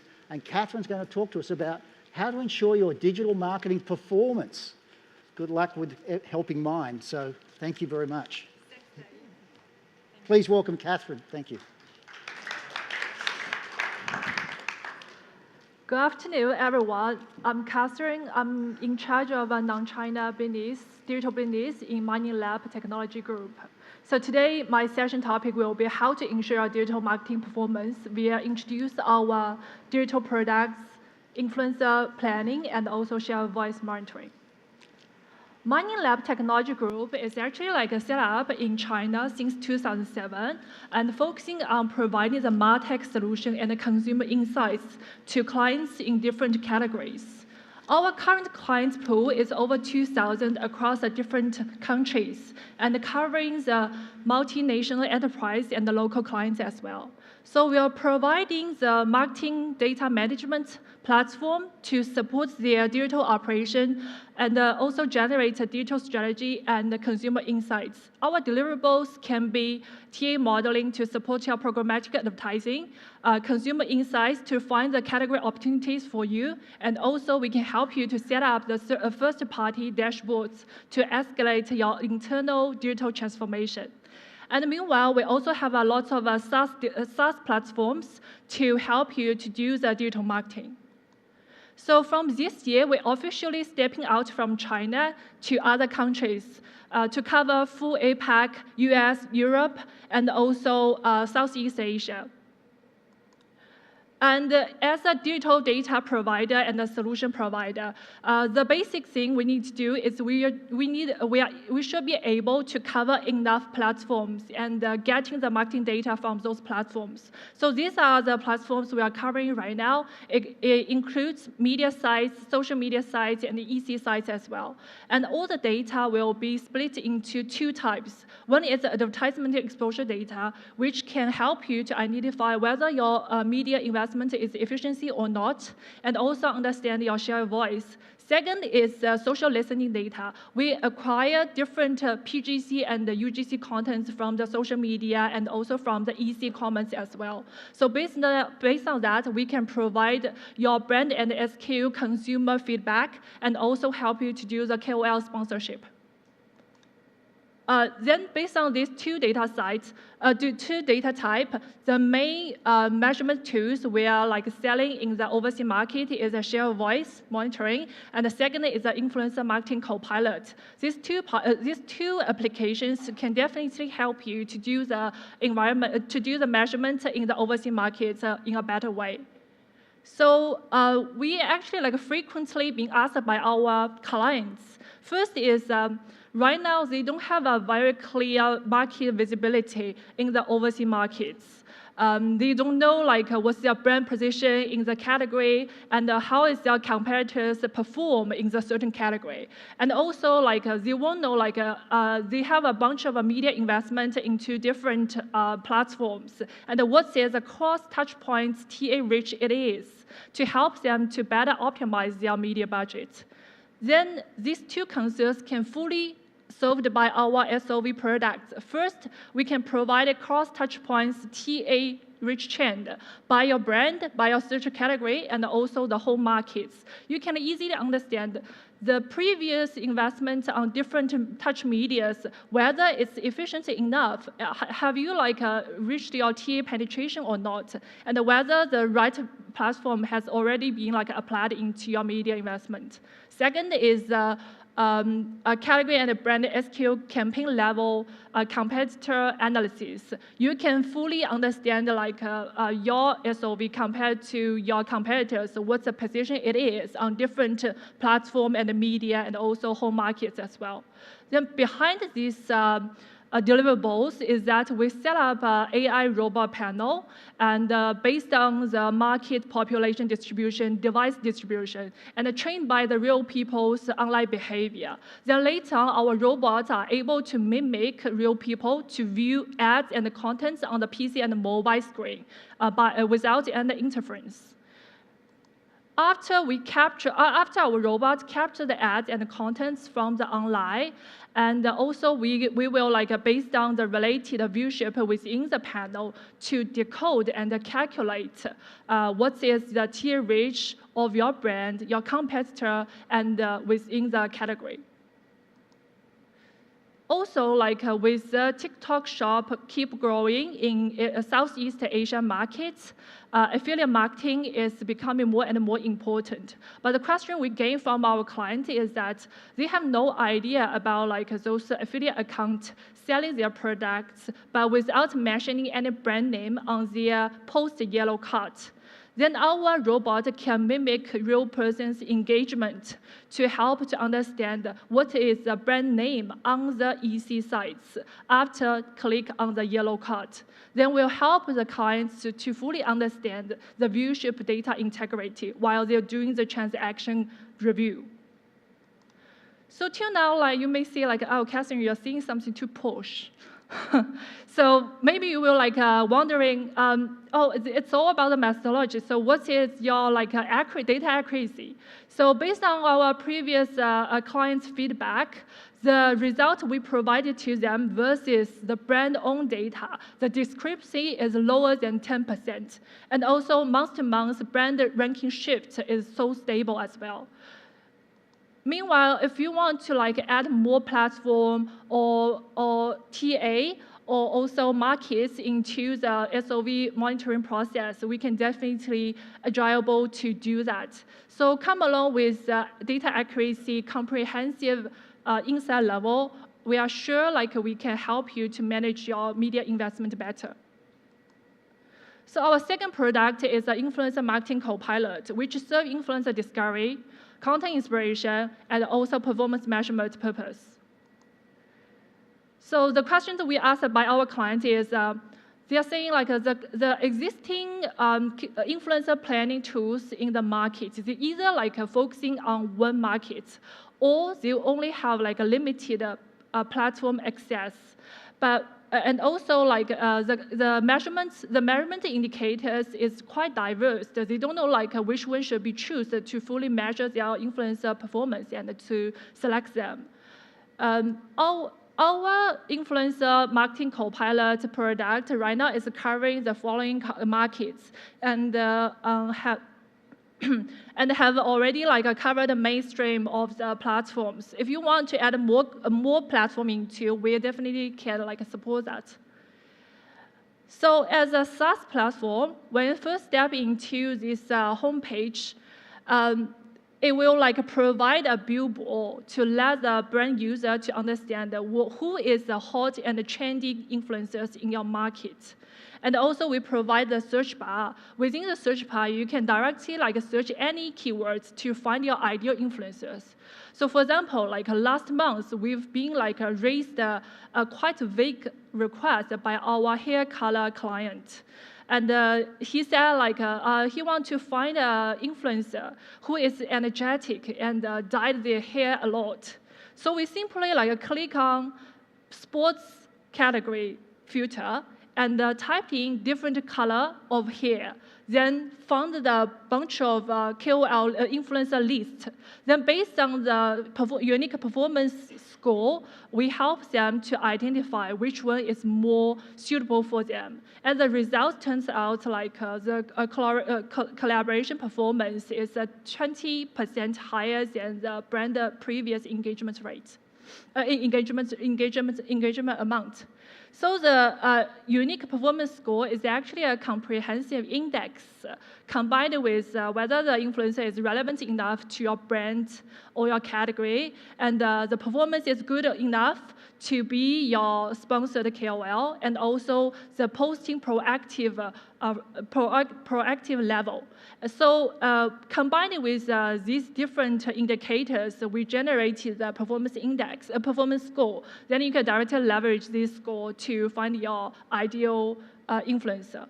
Also, if you think like, oh, this result is not like enough for you to understand this influencer, we definitely can click on and deep dive into Influencer 360 page to understand what's their posting frequency, what's their cost efficiency, and what is the past performance collaboration with other brands in different categories. Also, we've been like asked by other clients saying that I want to find a KOL which fits our brand DNA. Then our platform is actually like powered by AI can easily analyze whether this influencer's image fits your brand image, and also like we can analyze this influencer's audience profile as well. So based on above information, we can easily help you to identify your ideal influencer and also give you a bunch of recommendation lists as well. So meanwhile, while you're doing the influencer marketing, the most like important key things you also want to think about is that whether this influencer have any like risk behind it before. So if it's like involved into crime or negative rumors, they might like damage your brand image, which is not okay for the brand users. So we can also like provide those offline risk reviews for you to understand your potential influencer list is reliable or not. So all in all, the whole platform's data updating frequency is T+1 days. So this is the end of my speech. Thanks for the listening. If you are interested, feel free to reach me out. Thank you. Thank you. Getting the best out of influencers. Every marketer's heartbreak these days, right? So you can help with that. Yeah. Yeah, very good. Okay. So the next and final session, speakers for this section are going to be very exciting because Barbara, stand up. As you can see, Barbara is either going deep sea diving or she's got a VR headset on. And she is going to explain how this works in a live session with Edward. And Edward's from Specialized, which is a bike manufacturer brand in the Netherlands. And she and Barbara are going to explain how they're using VR to help with the design of better bikes, right? Off you go. By the way, this is a sample. They're going to take about 20 minutes to explain what they're doing and how they're doing it, but then you'll be able to experience this at the exhibition area later on today, right, after this session. You look really funny sitting there. It's off-putting, you know. All right, good afternoon, everybody. I'm happy to be here and very excited because I've got some free time because I'm working with AI a lot. And the good story is I'm not going to talk about AI.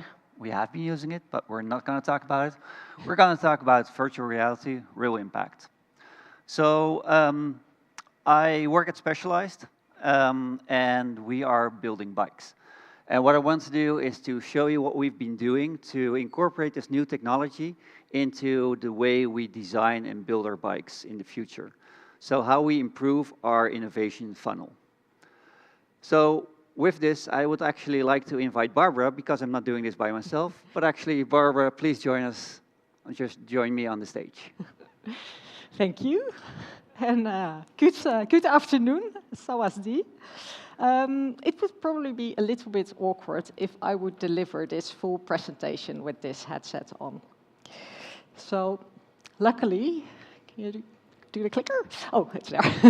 Luckily, about 6 weeks ago, Mark Zuckerberg unveiled these glasses, Meta Orion. I don't know how many of you have seen these. Not so many, I think.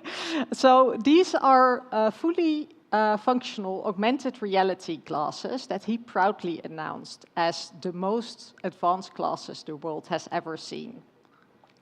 But it was quite remarkable that he presented them as they won't hit the market in the next 2 or 3 years. They are still estimated to be around $10,000. So why did he choose to present them anyway? Because he needed to show to his investors and to the world why he keeps on pouring billions and billions into Reality Lab, the division of Meta that develops these devices. And it's the same reason why also Apple chose to introduce these ones, $3,500. There is not super compelling content yet, so they will never reach mass adoption. And it's also why all these other all these other manufacturers of VR devices, AR devices, and even lenses are working towards one shared vision, that one day the technology of these bulky devices will fit into a small pair of normal glasses that will increasingly be able to take the role of our mobile phone. So why is all this relevant for our industry?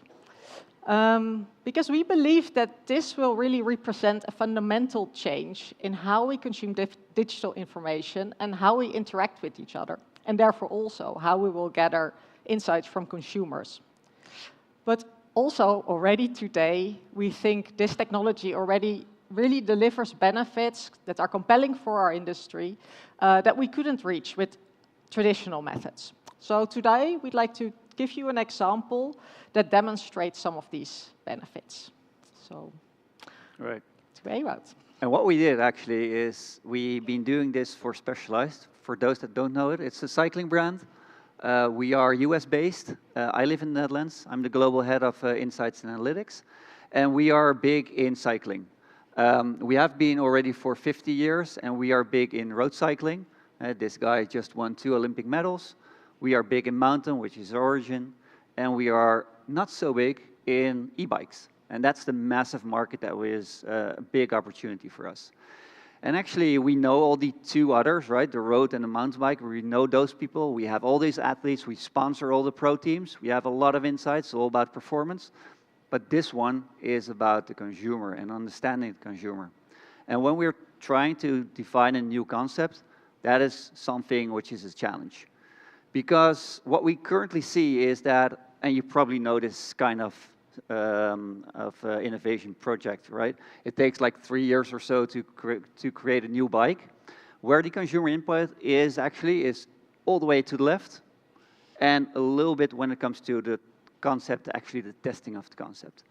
So the input that we have and the fast iteration that we want to do is very, very limited. So we need more fast and agile feedback.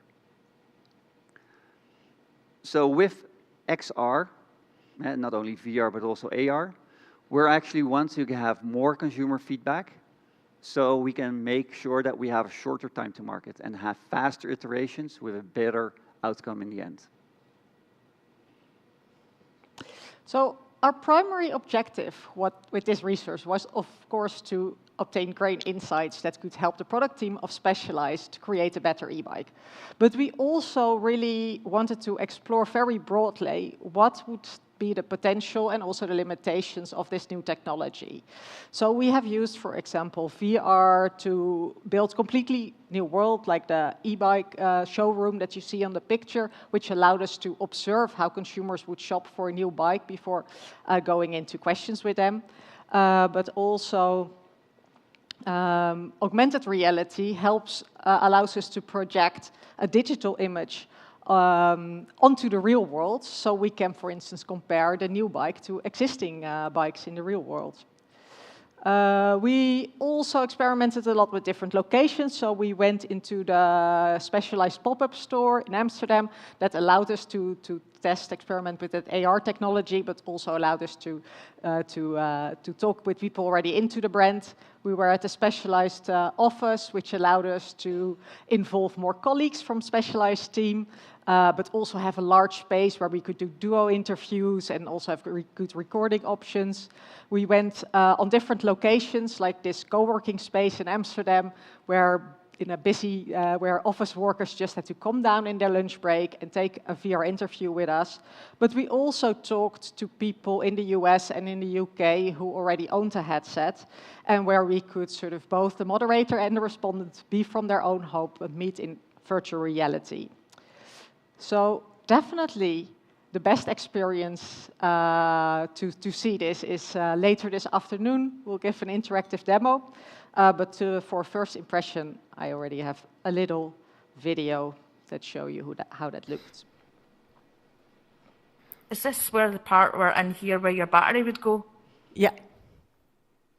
The only thing about that is because in Scotland we have a lot of rain, so I would worry about all the water constantly splashing up into the battery compartment. A bit chaotic up here with cables. Whereas all the other ones seem all built in, well hidden, into the frame. Maar iemand in de straat bij mij, die zie ik wel eens dat hij gewoon een kabeltje van 3, 4 hoog naar beneden laat vallen, omdat hij daar dan zo zijn fiets oplaadt. Dus die zal dit hier wel op een 10 zetten, denk ik. Ik zelf zou hier ook gewoon op die, weer op die 8, denk ik. You get so much easier for scale. Just as me standing here, I could automatically lift my leg over. I can see the seat height, the handlebars. Yeah, this is so much better. Right. So this was just a very short video about what we have been doing. We have been tons of these kind of interviews. I can share with you tons of insights as well, but due to confidentiality and mostly because of time, I'm not going to do that. I'm just going to show you one thing which was very exemplary of, working in 3D, first working just in 2D with a picture, how you do probably normal concept testing when it comes to bikes and other products. So for example, there was one guy and he said, it's really strange because if I look at this bike and I look at it from the side, it looks nice and square. But as soon as I start to walk around it, it looks from the front, it looks very round. So it feels like 2 designers have been working on this. One loves the square and sharp edges, and the other one is actually working on the front and loves the round shapes. And we didn't notice that when we were actually designing this. And it only came up to the discussion when we had it in VR and in 3D modeling. So if we look at the advantages of this one, I mean, of course, the examples are when we are talking about prototyping, we make, in the end, actually, we make a real bike, but that takes a lot of time and money to do it. This is just a rapid way of doing it. And not forget all the hassle of, shipping things to retailers to check it out. And so the carbon footprint is a lot lower, and we really get a very good feel of what the product actually is. But there are of course, also a number of limitations still to this technology. I think the most important one is technical limitations, as you saw in the store. And we used a mix of 3D models and posters on the wall. Ideally, we would, of course, have used only 3D models, but both the bandwidth of internet and also the cost of producing all the competitive models forces us to make some trade-offs. It's also a very intense experience. We were pleasantly surprised that we took a lot of headsets on people that have never done it before, until people in their 70s, and they could really quickly get to grips with it and understand, but it's intense. So an hour or so is really the maximum that you would talk to people in virtual reality, so no full-day workshops. And there's also new skills required for us as researchers. You've maybe seen that the video was a little bit shaky. That's me trying to use a headset as a camera, which is something new that we have to learn. Which also brings me to the last point. We really believe that XR really represents a next big platform shift, where the digital world and the real world can merge much more naturally. And that won't happen today or maybe next year, but it might also be closer than you think. And I think we've learned in these today that this industry is very keen to adopt AI and new technology, and hopefully also this one. But I think also today the benefits are already great. So in the interactive stage, we'd like to also show you some possibilities, the participants' experience, but also some other use case, what is already possible with today's technology. So I hope to see you at 4:30, and thank you very much.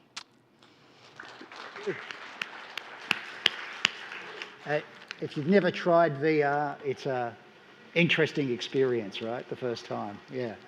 So again, at 4:30, Barbara and Edward will be at the experience stage where you can get to try the headsets, VR experiences, and Barbara can explain more about how they're using it, both the good and the limitations. I just remind you all to go on your app and please rank, scale, vote for the speakers that you've heard in this session and for the whole 2 days. It's great feedback to them as well as to Esomar on what you're enjoying and finding useful. And we're going to take a 20-minute break with refreshments next door. Thank you very much. The Thai Child Development Foundation is dedicated to creating a sustainable future for underprivileged children and their communities. At the heart of TCDF's sustainability efforts is their food forest farm, which serves as an organic farm and a circular economy learning center. Students learn to grow their own food, harvest it sustainably, and even sell the produce in the farm to Fork Restaurant. The Social Impact Shop, an income-generating project, provides fair jobs for young adults with disabilities and supports TCDF's occupational training and special needs school programs. To further their impact, TCDF partners with Ecologic Thailand, a holiday for charity program, where your stay supports the foundation's initiatives. While vacationing at Ecologic Thailand, you'll enjoy a unique and sustainable experience, from hands-on organic farming to learning about circular economy principles and attending environmental awareness workshops. With opportunities to volunteer and participate in educational programs, you'll make a difference while creating unforgettable memories. By supporting TCDF's sustainable efforts, you contribute to a better future for underprivileged children, their families, and the environment. Join us today in creating lasting change. Visit our website or get in touch to learn more about how you can support TCDF's sustainability initiatives.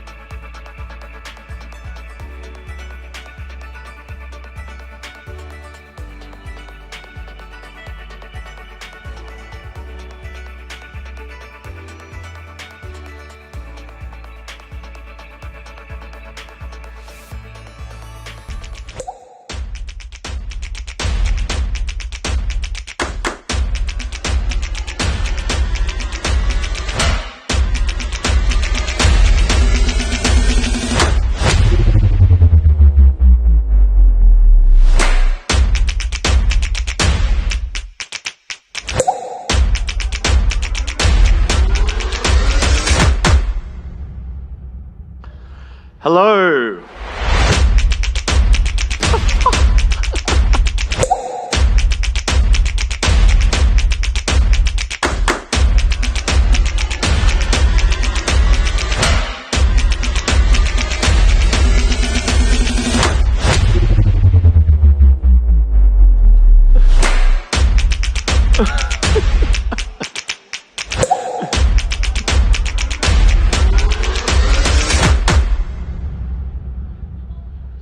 Okay, I can talk now. Hi, everyone. I'm James from MDI. I'd like to say welcome to the Esomar people out in TV land, assuming there's some there. I'm actually quite excited about this session. This is about actionability. It's about sparking brand and market strategies, and we've got some really interesting papers. Papers that strike a chord with myself. Reigniting brand purpose via fun with the father in South India. As a father of 6 kids, that means a lot to me. And as a big fan of Squid Game, listening to Riding the K-Wave and unlocking the hidden audience segments for data-driven strategy. So I've been really looking forward to these 2 papers. At the end of that, we'll have a little discussion, and then we've got the second keynote, who is a legend of our industry, Elaine Rodrigo, and I'm really looking forward to listening to how she's embedded AI in Reckitt's strategy. So a really exciting graveyard session. So bear with us, because at the end, I am going to tell you what we're doing tonight, where and when to catch your tuk-tuk, and where to go to if you miss the tuk-tuk and decide to walk instead. So that is your candy for staying on. So the first paper today is Reigniting Brand Purpose via Fun with the Father in South India.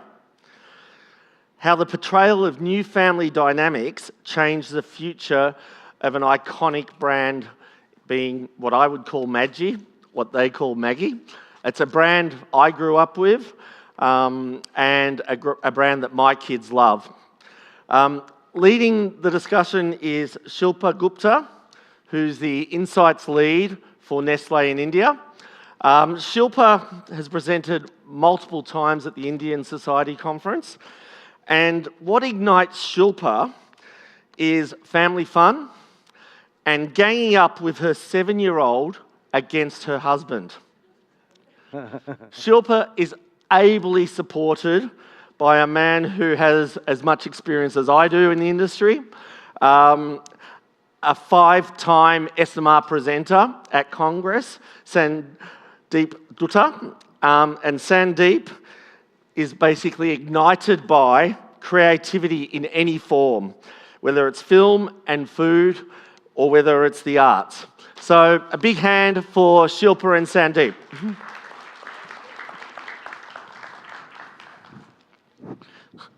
Thank you, James. Yeah.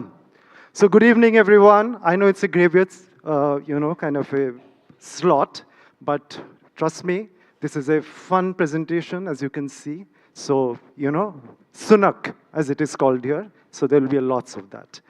Okay, so yesterday, we all got the news of this dramatic comeback in the USA, right? Okay, I know the responses could be all mixed, okay, and I'm not getting there. But the reason why I'm touching upon it is because our story is also about a comeback. It's about the comeback of an iconic brand, and James already has told you which brand it is. It is Maggi, and how research, a very, very, powered consumer intelligence fueled research, not artificial intelligence, but consumer intelligence fueled research, cultural intelligence fueled research, kind of made it possible, and how we got the father and the fun into, the brand world, and reignited the brand, okay? So Shilpa, did you ever imagine that the father would do the trick, and we would get the father back, and the brand would get its spark back? Never imagined in my dreams, Sandeep. As a mother of a young kid, I understand that in Indian culture, food is the prime way for a mother to show her love and care for her child. However, with the changing cultural reality, we feel that there is a need for a more progressive and inclusive approach possibly for communication. And hence, the big question, can dads be the co-brand ambassador? Because mother is prime, she will be the central figure in advertising. However, the dad can really support her if played in the right way. Well, I mean, as we would see, it did, okay? And like I said, thanks to this, cultural intelligence, field research, we were able to figure out the role, the potential role that the dad could play in in this world of Maggi, and then the spark came back, right? So let's moving on. So Maggi, as you all know, or Maggi, as James mentioned, is an iconic brand everywhere, and especially in India, it's not only an iconic brand, it's a family favorite, it's a much, much loved brand, okay? So what do you think has contributed to this, this kind of a status that Maggi has today? So just a small figure first. In India, Maggi served around 6 billion serves in the last financial year, 23-24. I mean, that's big is the stature. For such a brand, of course, a nostalgic, much like taste, ready in just 2 minutes, is one of the tricks for the brand and its biggest strengths. However, what makes it really emotionally enticing and distinct is the fact that it has always stood consistently for a mother's love and care for her child. And that's been our narrative for years, and that's what we've leveraged as a cultural insight. However, what we see is that whereas the brand always had some fun thrown into it, perhaps it's time for some bit of a reignition.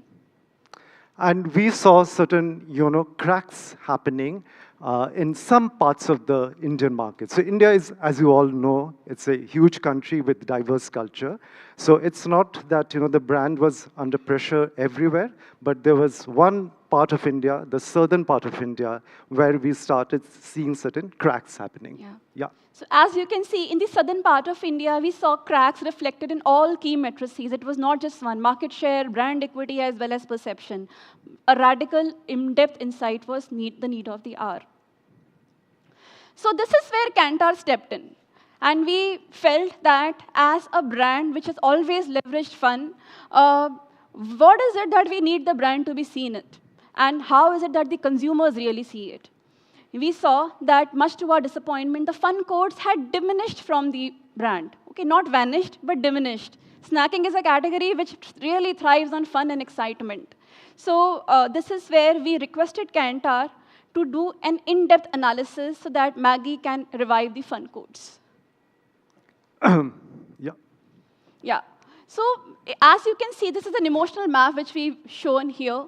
The brand Maggi really used to be in the fun and excitement space. This was 5 years back. We drew out our earlier research. We saw that this is a space where Maggi was in. However, when we redid the analysis, we saw that the brand really stands on comfort and stability. Now, what is it that comfort and stability in India really stands for? It even stands for main meals like chapati and simple pulses, that is what we call dal. Okay, so is this a space we want the brand to be in? Perhaps no. This is where we realize that a really radical, deep approach to consumer insights is needed, and perhaps we need to have a progressive approach. Sandeep, would you share what we did next? Sure. So when Shilpa came to us with this problem, thanks. It was a huge problem, and I tell you what happened. That time, this kind of a song came to my mind from this film Sound of Music, which all of you have seen. So there is this song which you'd all remember, that what do you do with a problem like Maria, okay? So we all said, what do you do with a problem like Maggi, right? Okay, because Maggi is this legendary brand. It has a very distinct and well-loved taste profile. It has this mother-child relationship premise, which has kind of, made the brand what it is, and it has a, long presence. So you cannot really tamper with all of that, okay? So you have to keep all that there, okay? But you have to add something to it to make it culturally relevant and get the fun back to it. So it was quite a, a kind of a challenging task. So, what do we do, So we thought, okay, let the brand be where it is. Let us look at the context in which the brand exists, okay? So let us look at the cultural scenario around and figure out if we can draw something from there and sort of, stick it onto the brand and reignite the brand. So, so this was, the kind of the path, that we took. Now, it all looks very, kind of neat and smooth and clean here, but trust me, it was not like that when we all started. It was a pretty bumpy ride. But, I mean, we were kind of very driven by this, that we need to get into the cultural context of the brand and dig in something from there. So we kind of knew, that this kind of a market, the southern market, there were certain changes that were happening, okay? And those changes were mainly to do with globalization, social media. So a market which was kind of known to be very, very, traditional, conservative, and rigid was actually, changing, right? And and we wanted to understand that these big changes, how is it impacting on the family? Okay, the relationship between a mother and a child, or the parents and the children. Okay, is there something that we can learn and leverage?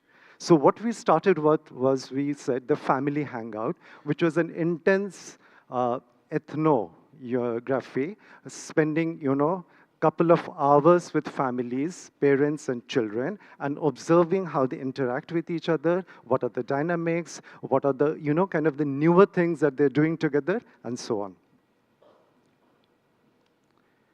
Right? So one of the big revelations, that we found, after this family hangout was how, the parenting style has changed. So in a market like southern India, which, like I said, tends to be a little conservative, the parenting style had become more democratic, more participative, and more lighter. Okay, so that was one, big learning for us. And then we kind of went a little deeper, and we saw the role of the mother. So the mother, as she is called Amma there, from being a very, very, controlling, like almost like a tiger mom, the Asian tiger mom, very, pushy, wants the children to achieve, academic excellence and all. She was kind of getting a little softer. The controller part being there, she wanted to be a friendlier person, okay? And there was a reason behind that. She realized that, the children today have so much of competitive pressure that, there is a lot of anxiety. And she didn't want the children to go through that kind of an anxiety without sharing their problems with her. So she makes an effort to connect with them, be friendly with them, so that, they are together, facing this, rather tough world. So the mother had changed, and from a controller to a friendly controller.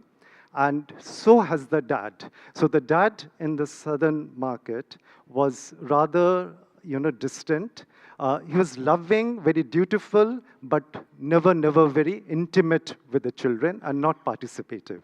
So he was this kind of ultimate, like the guy who really believes in, discipline. But from there, he has become a more involved and a more liberal father who is participative, who wants to connect with the children, and who wants to, have a little bit of fun with them, okay? So there was a big shift with the dad, in fact, bigger, as compared to the mother. So these were, kind of great cultural, insights, which we sort of thought, could be, used, okay? So then we went on and we kind of, so before I move on, let us hear a dad, tell us about his little journey from that disciplinarian father to a more inclusive and liberal father. So let's hear him. In my school, college days, the only sport I was passionate about, interested in, played was cricket. Whereas this generation, my boys are more inclined towards football.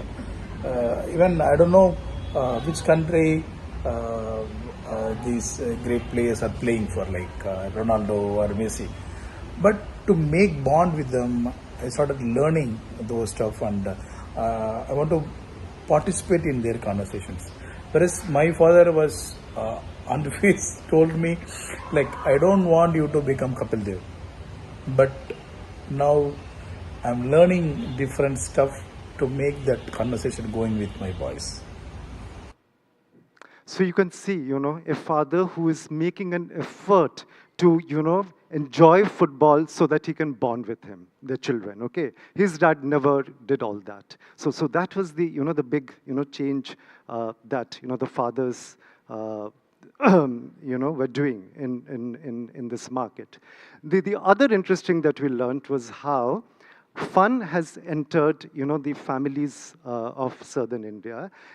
Typically, the mood of the family would be more purposeful, more disciplined, a little rigid, and so on.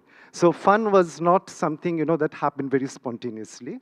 But now, because parents, wanted to have that connect with the children, they were making an effort, to create fun moments, okay? So fun was the new language, through which the parents communicated with the children. So again, this was something, which was a very useful learning for us. So once we got to know that, fun has such a role to play, we wanted to go a little deeper into this fun space. So what we did next was, we created an online community of families, and we told them, and it was, I think, for a week, and it was done with lots of people, so it was scaled up, to share all the fun moments in the family, okay, in this online platform.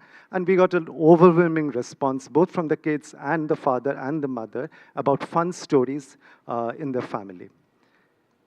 And here, this is the spectrum of fun, stories that we got from the parents and the children. And as you can see, there was fun which was all about, purpose, okay? That there is a, certain purpose of having the fun. There is an agenda of teaching the children, imparting certain values with them, to the other extreme, which was pure, fun, pranks, pulling each other's leg, dancing, music, and so on. So there was all kinds of fun, and there were more of this playful fun rather than this purposeful fun, which was, again, a change in that culture.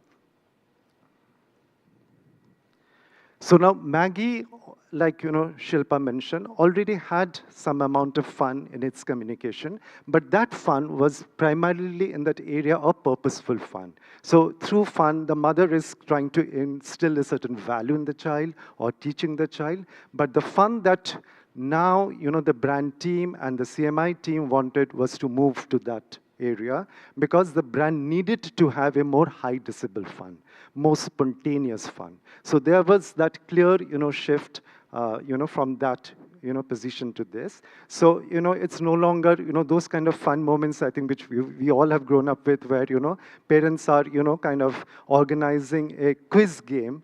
So in the guise of fun, they're actually trying to teach you something, okay? But the fun that we were talking about, or we want the brand to, be anchored in, was the fun which was just spontaneous fun, just kind of, go crazy, that kind of fun. Right? So this is where, Maggi was kind of, pushed to. Yeah. And then after that, once we, figured out where to have Maggi, the next thing that we wanted to do is to get more, fun stories from the, families. So we got them all in a room, and we had a, a workshop with them with lots of projective techniques and so on, just to get, some stories from consumers where Maggi plays a role in those fun situations. So we spent days with them, and at the end, we got many, many such stories which were fed into the creative agency. Yeah. So there were three, key things that we learned from this journey with the consumers. One was the emergence of the new, parents. So the parents today are saying, look, we are different from our parents, and we want to be this way, okay? The second thing, of course, was this big shift in the fatherhood codes. And the third thing was that, when we did those Maggi stories, how, they saw Maggi kind of doubling the fun when the families get together with the intention of having fun. So with this, we came to the journey, but the journey doesn't end here. Shilpa will tell us about the rest of the journey. Yeah. Thank you, Sandeep. So just amalgamating all the findings in the 6 months consumer journey we had into how really we activated the creative brief. There were 2 parts of the brief. One was to the creative agency, have a slice of consumer's life, have a portion of their life and try to show it in the communication, having family fun. And second was understanding and leveraging the right role for each stakeholder, the father as the initiator of fun, the mother as a cheerleader, and the child the enhancer. With this, the aha moment arrived, and the new creative for Maggi was ready for us. Music practice over. அடுத்து என்ன பண்ணலாம்? Jolly practice பண்ணலாமா?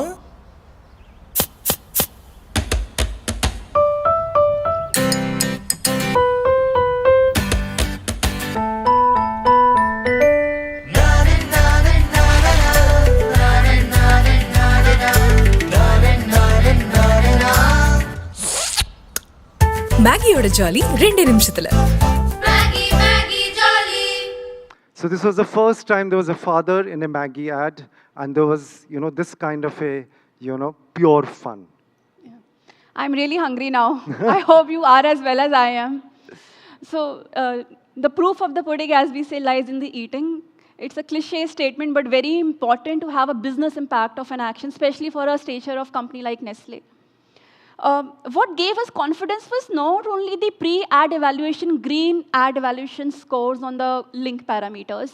However, what we saw was that the ability of the ad to put it in the right emotional map was in the right place. And this was quantitatively measured, even the emotional parameters. Hence, we took it forward. And yes, much to our satisfaction and the jolly mood in our head office, we saw that all the parameters were green. Primarily, the market share, is there. However, what we were really pleased was the brand equity and the perception, because that is the long-term measures which will really take us long-term and impact the growth of the brand. We did not really end our journey here. We wanted to leverage the findings for a larger study also, for other parts of the world, in wherever Maggi is. And what is it that we can take learnings for our other brands, which Sandeep will just talk about. Sure. So just to wrap up, see, as you can see on the screen, okay, I think this was a very, very, clear evidence of how research, if, is done the right way at the right time and with the right intent, can really, really make a big, impact on business, okay? In this case, we saw how a true cultural insight, when well leveraged, did wonders to the brand. And in terms of the cultural learning, these 3 were extremely important, not just for Maggi. In fact, Shilpa told me that, these learnings have been used across other categories, like nutrition, where again, parental, figures are there in the communication, Gerber, for instance. So one, the parental codes have changed. There are these 3 E's. Parents are more experimentative, more expressive, and more empathetic. The fatherhood codes, so next time you guys, anybody is thinking about showing a family, think about these codes of the father, the new age father, participative, playful, and progressive. And of course, the 3 roles that the families was given. Okay, thank you so much. Thank you. Maggi. I'm hungry now too. And that tune's going to be in my head for the rest of the day. So, from instant noodles and fun dads, good time dads, we're now going to go on to riding the K-wave. And I'd like to introduce Julius and Bip from MediaCorp in Singapore. Julius is a seasoned presenter and a published author, and he wrote an interesting book on cross-media engagement. And curiosity is what ignites Julius. Bip is passionate about research. I don't know if he'll be offended, but a bit of a research geek. Not offended? They're both passionate about research. And what ignites BIP is coffee. And that makes him very close to my heart coming from Melbourne. So over to Julius and BIP.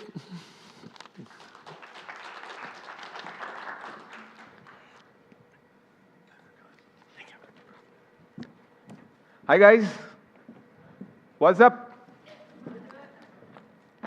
I'm Bipin from MediaCorp, Singapore. And today we are going to present one of the most happening, entertaining and talked about entertainment content, Korean content, popularly known as the K-wave. I'm Julius, I'm from MediaCorp, and I lead the consumer research arm there. Before we get ourselves too carried away by the Korean wave, let us give you an overview of who is MediaCorp and what is it that we do. Let's go!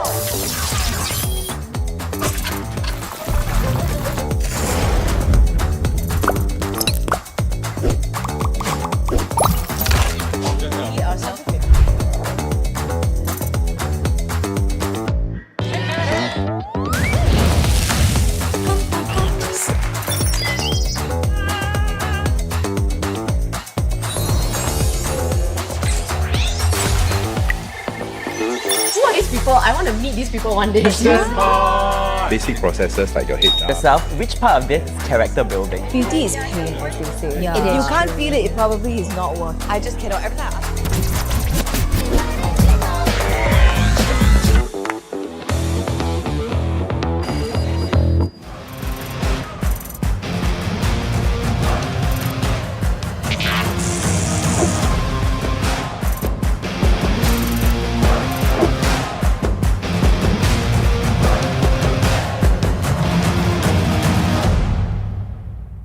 So in short, MediaCorp is Singapore's national media network, and our purpose is to create engaging and trusted content to connect our audiences in Singapore through our network of TV, radio, and audio, and digital brands and platforms. That's great.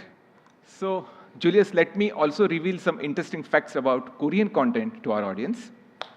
Did you know 50% of viewership in Asia on entertainment apps is actually driven by Korean content? Almost half of the total time spent on entertainment apps in Singapore is also driven by Korean content. Interestingly, South Korea and Singapore's joint production film, Ajuma, was actually Singapore's official entry to Oscar in 2023. Clearly, K-wave is all over Singapore, and it actually gets reflected in how people perceive South Korea.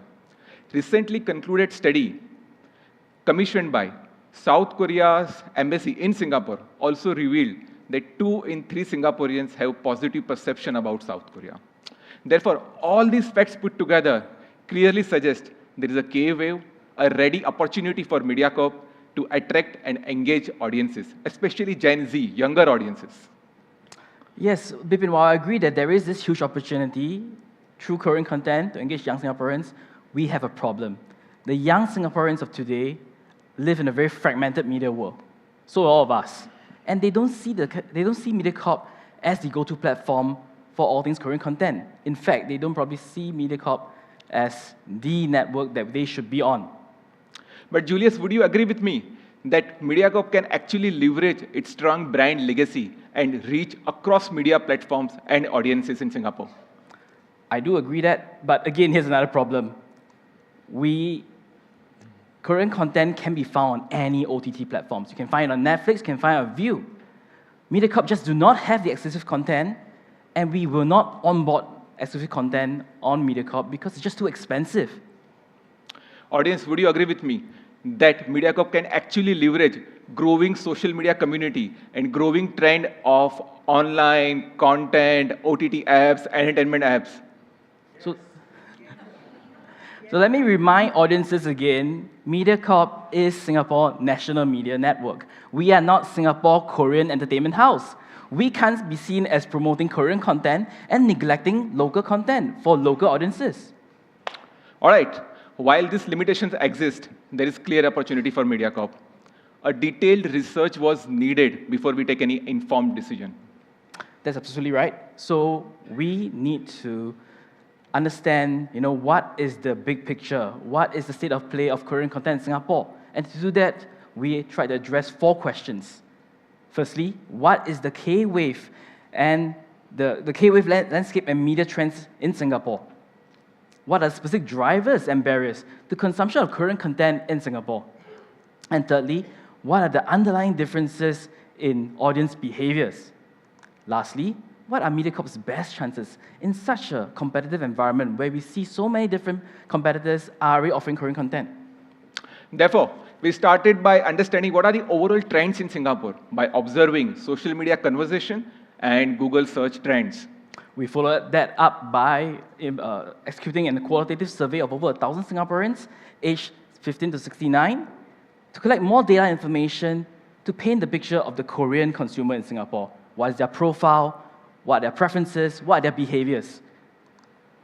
We also conducted qualitative focus group discussion to gain deeper insights into their motivations and opinions around a series of content concepts which we tested. And finally, we let statistics do all the magic to unlock behavioral segments in Singapore. So let's dive straight into the insights. So why Korean content, right? Why of all things Korean content? And I think context is very important. So Singapore is a very small city-state, and we have been highly receptive to imported global cultural products. And we see that in the 80s, 90s, and to the 2000s, Hong Kong dramas. There's a huge interest in Hong Kong dramas and huge viewership, and that lasted to the 2000s. And in 2000s and 2010s, what we see is Japanese dramas, Taiwanese dramas. Those has huge following, huge interest, and huge audience viewership. But all that has kind of come down and declined. And what we saw in the last 5 to 10 years is a huge interest and viewership of Korean dramas, Korean content. And if you ask any Singaporean in the room, or any of your Singaporean friends, they will tell you that they have watched any one of these Korean dramas. Either your Descendants of the Sun, Squid Game, or the more recently concluded rom-com Queen of Tears. Stretching the same point, we also observed that uptake of Korean content is on upsurge on digital platforms, especially OTT apps, web interface, as compared to any other traditional media platforms. We also found that social media conversations around Korean content is actually driven by K-pop or Korean pop music. It was also observed that almost 90% of conversation within fandom communities is actually driven by K-pop. Moreover, these individuals actually find each other very smoothly and have a reciprocal impact, a kind of mutual impact on each other. We also found out what Singaporeans are actually searching in Korean space. Singaporeans particularly searching for family drama, romantic comedy, and fantasy. It was also observed there is a strong correlation between Singapore and other Asian nations like Indonesia, Malaysia, and Thailand clearly provides opportunity beyond Singapore's border. However, there is something very unique about Singaporeans. Singaporeans tend to search a lot of food-related keywords, be it barbecue, Korean food, Korean restaurant, Korean cuisine. Clearly, there is a cultural influence as well. I'm Singaporean, and we really love our food, I tell you that. And so what Bipin has shared, all these trends, does show that there is a huge demand and interest of Korean content. But how big is this demand?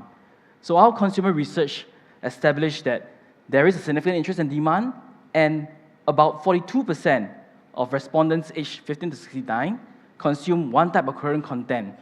So this could be your TV, dramas, your movies, your music, and entertainment news. And to put things into perspective, right? Singapore is a majority English-speaking country. We have a huge Chinese diaspora. So it's not surprising that your English language content and your Mandarin language content are the top 2 most consumed language of all Korean content, of all content types. But what is surprising is that Korean language content is the 3rd most consumed after Mandarin. This is astounding, it is staggering, because Korean language is not native to Singapore. And when we expand that analysis to include respondents and Singaporeans who say that they consume Korean content but on a less regular basis, and also Singaporeans who say that I will consume Korean content in the next 1 year, that number grew from 4 to 10 Singaporeans to 7 and 10. So over 70% of Singaporeans in our survey said that they are already consuming Korean content, or will be consuming it in the next 1 year. And when we size up the market and extrapolate it out, what we are looking at nearly 2 million market size, and that is significant. Within the regular Korean content consumers, what we see is that TV and video dominate. There's about 75% of these consumers consuming Korean TV and video content. And music is popular, right? There's about 52% of them, 53% of them who actually consume Korean pop music, followed by Korean entertainment news. But what's interesting on this slide is that you see a lot of overlap. So what that means is that majority of Korean content consumers in Singapore are consuming at least 2 or 3 types, showing a significant diversity in their content preferences. So who exactly are these Korean content consumers, right? What are they consuming, and why are they consuming Korean content? So earlier we said that it's quite widespread, but there is a female dominance here. We see that more females in Singapore tend to consume Korean content more than their male counterparts. The consumer base is also younger. About between 24 to 44 of them consume a lot of Korean content. And when it comes to K-pop music, that age group is even younger, from 15 to 24. While we see majority of the races, all races that consume Korean content, your Indian, Malay, Chinese, majority of it is still Chinese. And what are they consuming in terms of TV, drama, genres? Your drama is huge, followed by action, adventure, and comedy. In terms of music-wise, the top genre is your pop, followed by hip-hop, and interestingly, soundtrack of their favorite dramas. In terms of entertainment news, that is, in all the gossips, celebrity gossips, your reality TV. And why are they consuming Korean content? So what's their motivation behind it? So across the board, generally what we see is that they do feel that Korean content is easy to watch. It is high-quality production. And there is also a very unique and interesting storylines that engage them emotionally. When it comes to K-pop music, it is the catchy tunes, right? And I think we can all relate to it because Apatu keep ringing in your head and my head for the last few weeks already. In the qualitative phase of our study, we did some concept testing. So what you see on this slide are 9 Korean content concepts, which we think that MediaCorp stand a chance to address the hunger for Korean content. We asked our consumers what is their we get consumers to give feedback on in terms of how unique they are, how appealing they are, and whether or not it will interest them to watch. And these are the top 3 content you see on the slide are, firstly, Korean dedicated radio station playing K-pop music. Secondly, short clips about Korean entertainment news. And lastly, the on the scene and behind the scenes snippets of their favorite Korean celebrities. So these 3 concepts presents a huge opportunity for MediaCorp to engage audiences. So what we established is that there is a huge demand for Korean content in Singapore. I'll shift gears a bit, focus attention in this room right now. We'll do a simple quiz, right? Some hand exercises. So you see 3 Korean dramas here on the screen. Please select which statement that best describes your familiarity with this drama by raising your hands. There are 3 options here. Your first option here is 1, I'm aware of this Korean drama, but I did not watch. Or 2, I watched some episodes of it. Or 3, I binge watched all episodes. So starting with the Descendants of the Suns, by a show of hands, how many of you are aware of this drama but did not watch? Okay. Or how many of you have option 2, watch some episodes? Some episodes? How about 3, I binge watched all episodes? Oh, okay. Interesting. Now we move on to the second drama here, which is Squid Game. How many of you are aware of this drama? Show of hands. Oh, a lot more hands right now. How about option 2, have watched some episodes? Okay. Option 3, binge watched all episodes. Okay. I think I've collected enough data points, and I'll stop here. What we see in this room right now is that the consumption behavior is not homogeneous, right? We do see differences in consumption behavior. And we also have established that in our study. As we have seen, different people like different content. Likewise, Singapore has diverse audience with respect to their taste, preferences, liking, attitude, behavior. We actually wanted to strike best opportunity for MediaCorp. And therefore, in the context of foreign brands, foreign media players, we wanted to understand how we can best play our strength and defend our weaknesses. We let statistics do all the magic and took analytic approach to unlock behavioral segments. And guess what? We unlocked not just 2 or 3 behavioral segments, but total 5 distinct behavioral segments in Singapore. Let's meet each one of them. The first one, young K content enthusiast. They are 18% of total addressable market. They are young and heavy consumers of video and music content. The second one, young K music preferers. They are 16% of total addressable market. They are also young and heavy consumers of music, but very little video. And this particular thing sets them apart from the previous segment. The third one, matured and casual K consumers. They are 26% of total addressable market, perhaps the biggest segment. They are middle-aged consumers, traditional strength of MediaCorp. The fourth one, matured K TV lovers. They are 23% of total addressable market in Singapore. Again, traditional strength of MediaCorp, but highly engaged on TV content. The fifth one, young and casual K consumers. They are 17% of total addressable market, though they are young, but they are not actively seeking any Korean content. But the question remains, how do we approach them, right? So from a strategic perspective, we put them onto spectrum, from young to matured in terms of their life stages, and casual to engaged in terms of their Korean content consumption. In the first quadrant, we have young K content enthusiasts and young K music preferers. They are young and highly engaged with Korean content. We would like to have more of this audience on Singapore's MediaCorp network, and therefore we call it acquisition or acquire quadrant. In the next quadrant, we have young and casual K consumers. They are casual, not actively seeking any Korean content, which is why we call this quadrant add-on. The third one, matured and casual consumers. They are also strength of MediaCorp. However, they are casual in their consumption, and we would like to boost their engagement with MediaCorp, which is why we call it a boost quadrant. And finally, fourth quadrant, we have matured and KTV lovers. They are traditionally with MediaCorp and highly engaged on TV content. Obviously, we want to retain them, which is why we call it retain quadrant. Now, from a strategic perspective and prioritization perspective, we will just focus on acquisition and boost quadrant. And also in the interest of time, I will very quickly and briefly explain how we can acquire them and engage them with MediaCorp. The first one, young K content enthusiast.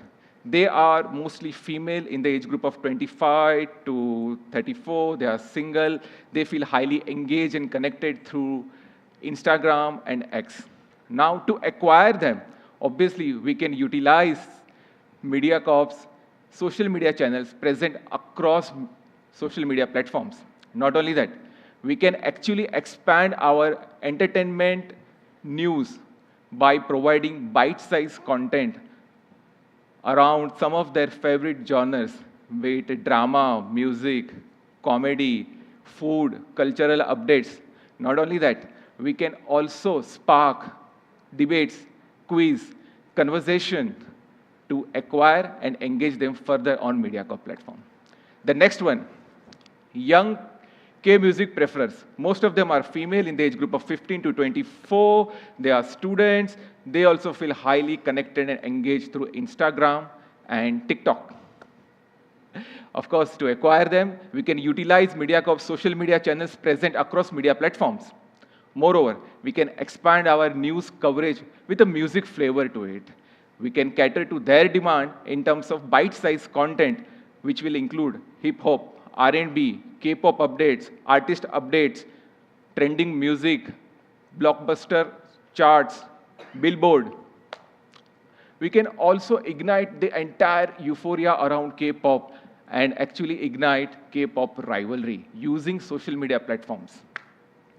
And then finally, we have matured and casual K consumers. Most of them are male, married, and most of the time you will find them on Facebook and TikTok. Since these people are already on MediaCorp platform, we can utilize MediaCorp's channels and program to publicize the existing Korean content catalog. Moreover, we can also expand our entertainment news that caters to some of their favorite genres: action, thriller, drama, mystery, crime. Overall, we can make MediaCorp a go-to platform for all of their Korean content entertainment needs and news updates. So what our research and study has established, we established two things. Firstly, the demand and interest of Korean content in Singapore is huge, and it's here. And the second thing is that the limitations we shared earlier, those were self-imposed limitations. While young Singaporeans don't see MediaCorp as a go-to platform for all things Korean content, we don't need to engage our young Singaporean audience. We will be focused and we will engage on the young content enthusiasts and the young music preferers by leveraging on MediaCorp's social media channels. Now the limitations of not having exclusive content can be addressed with bite-sized content with respect to wide range of Korean genres, with respect to artist updates, with respect to K-pop debates, quiz, conversation. Not only that, we can also provide behind the scene spicy news that we all crave for, actually, right? So overall, all these bite-sized content snippets can help us acquire and engage this set of audiences with MediaCorp. So MediaCorp is not Singapore Korean entertainment house that broadcasts only Korean content. We don't need to be one, and we don't have to be one. We will engage and address this demand through offering Korean content news, providing the latest news on the most popular drama or the hottest oppa with a Singaporean lens. And ultimately, the myth is busted that you need exclusive content, exclusive drama and movie with deep pockets to be in the Korean entertainment space. Not anymore. Yeah. But I think enough of hearing from us. Let's hear from our consumers, our audiences. So from my point of view, the reason I watch MeWatch is mainly for local content. Yeah. Just to share, like I watch MeWatch for this cartoon series called Downstairs. So to my mind, like Downstairs is an example of very good local production that will convince me to watch MeWatch over Netflix, simply because that is a unique value proposition that Netflix doesn't have, right? Local Singaporean created, Singaporean originated content, right? So that's on the video front. So on that note, I think to differentiate between your three slides, your first slide is really MediaCorp presenting something that any other third party can offer in the TV form. But I think the next two slides have a bit more potential, right? Because essentially these are written and audio versions of Korean content which are presented from a Singapore perspective, right? The radios, there's a Singaporean perspective to digest and to kind of make the content relevant. 8 Days, CNA, as well as the Chinese written media. It's the same except in written form, right? There's Singapore commentary about a foreign issue. So there is a unique value proposition that you cannot get from a rival foreign platform or foreign company. So in closing, I'd like to emphasize that the demand and interest for Korean content in Singapore is huge and it's here to stay. While we cannot compete with foreign rival platforms to offer a wide variety of content, MediaCorp don't need to, because our strength and our value proposition is about creating local content. In the context of Korean content, that is to present Korean content with a Singaporean perspective, with a Singapore lens.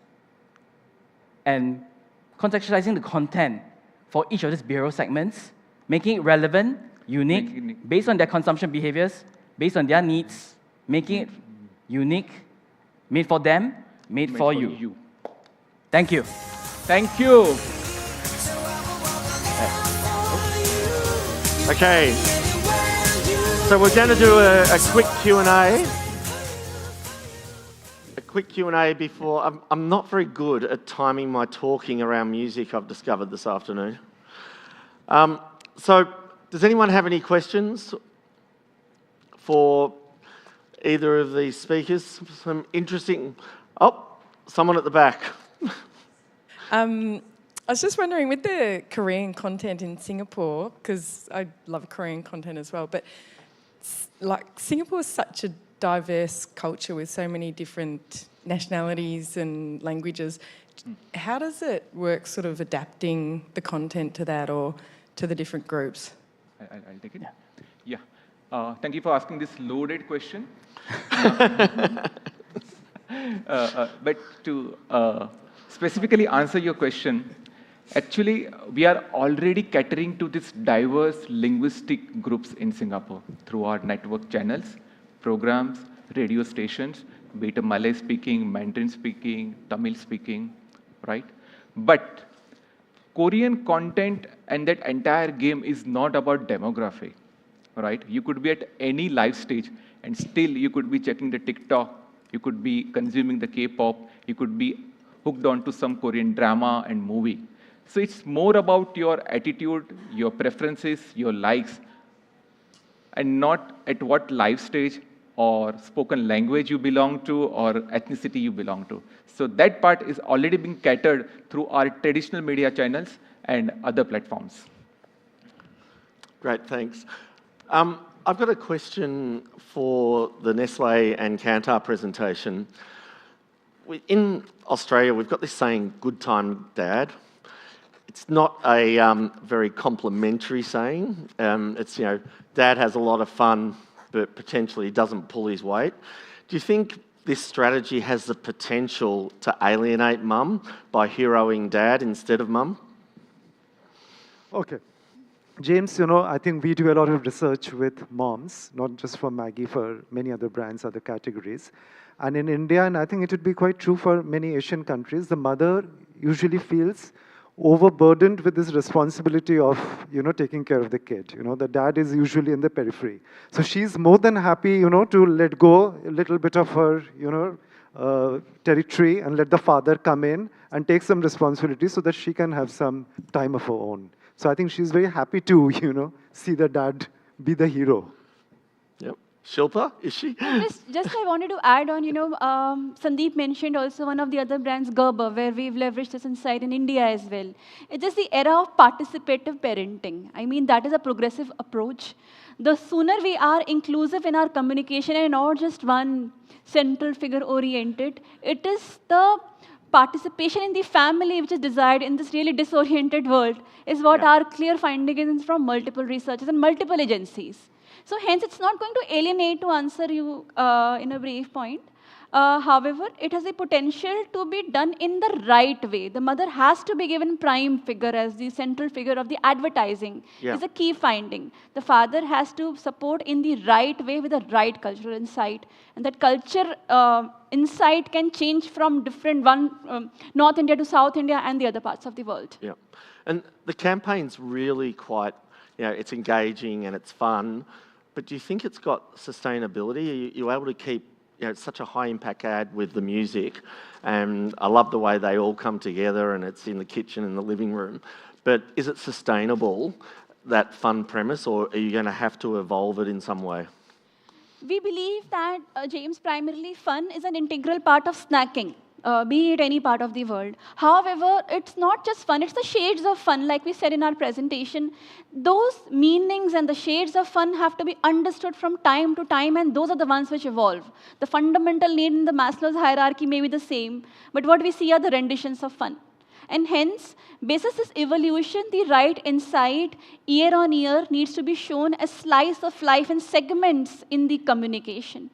Great. In fact, as we speak, we're on the next stage of the communication with a new dimension of fun.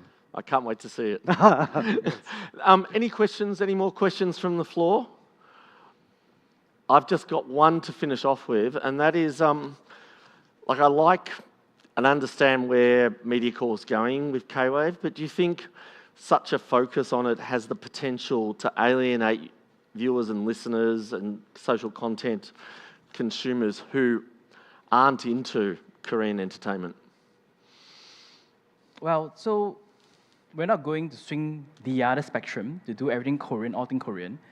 While Korean content is, the demand is clear and present at this moment, that's what we're going to use to engaging our audience, because that's what we are here for. We need to engage our audience, keep them engaged. And if Korean content can present that opportunity, we're going to ride it.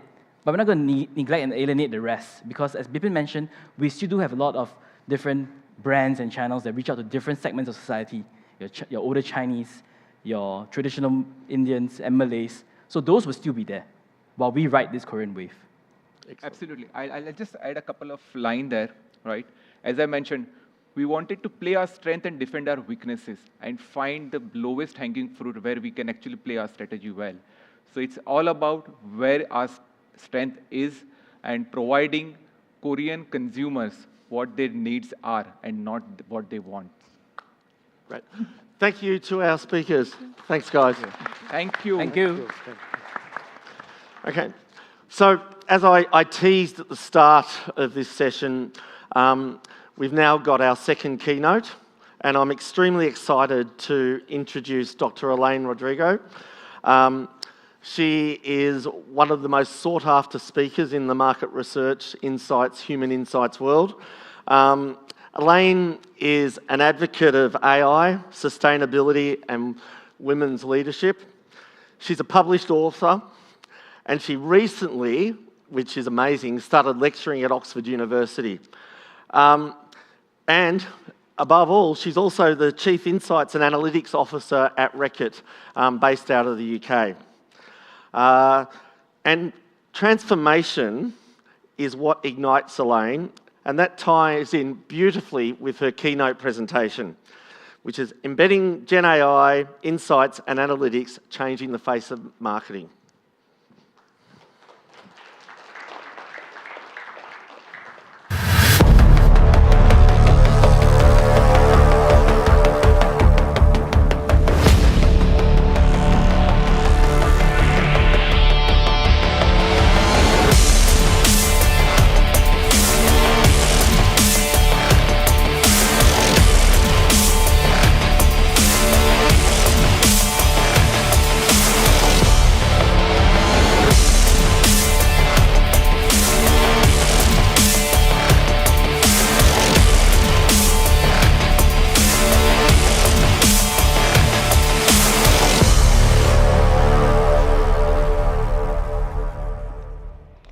Hello, everyone. I'm thrilled to be here today, and thank you for staying all the way till the end. I don't know if I'm the only thing standing in between you and a tuk-tuk ride, apparently, which is the next thing after this. But happy to be here. My name is Elaine Rodrigo, and I am thrilled to be here because I feel like I'm speaking in the home ground. It's great to be back in Asia. I'm originally from Singapore, and I've been based out of the country for a number of years, but you know, as much as I love speaking at Esomar Congress, this particular one in APAC is sort of close to heart for me. So thank you for having me here again, 2 years in a row. So as James, I mean, honestly, James, like, thanks for setting the bar, like, really, really high. But, you know, today I'm thrilled to be here to actually speak about something that I presented in Athens at the last Esomar Congress as well. So for those of you who were there, apologies, you're going to hear it again. Which is really about how in Reckitt, we have been on a journey of using AI to change the face of marketing. So not just insights and analytics, but with our function taking the lead in disrupting how marketing is done.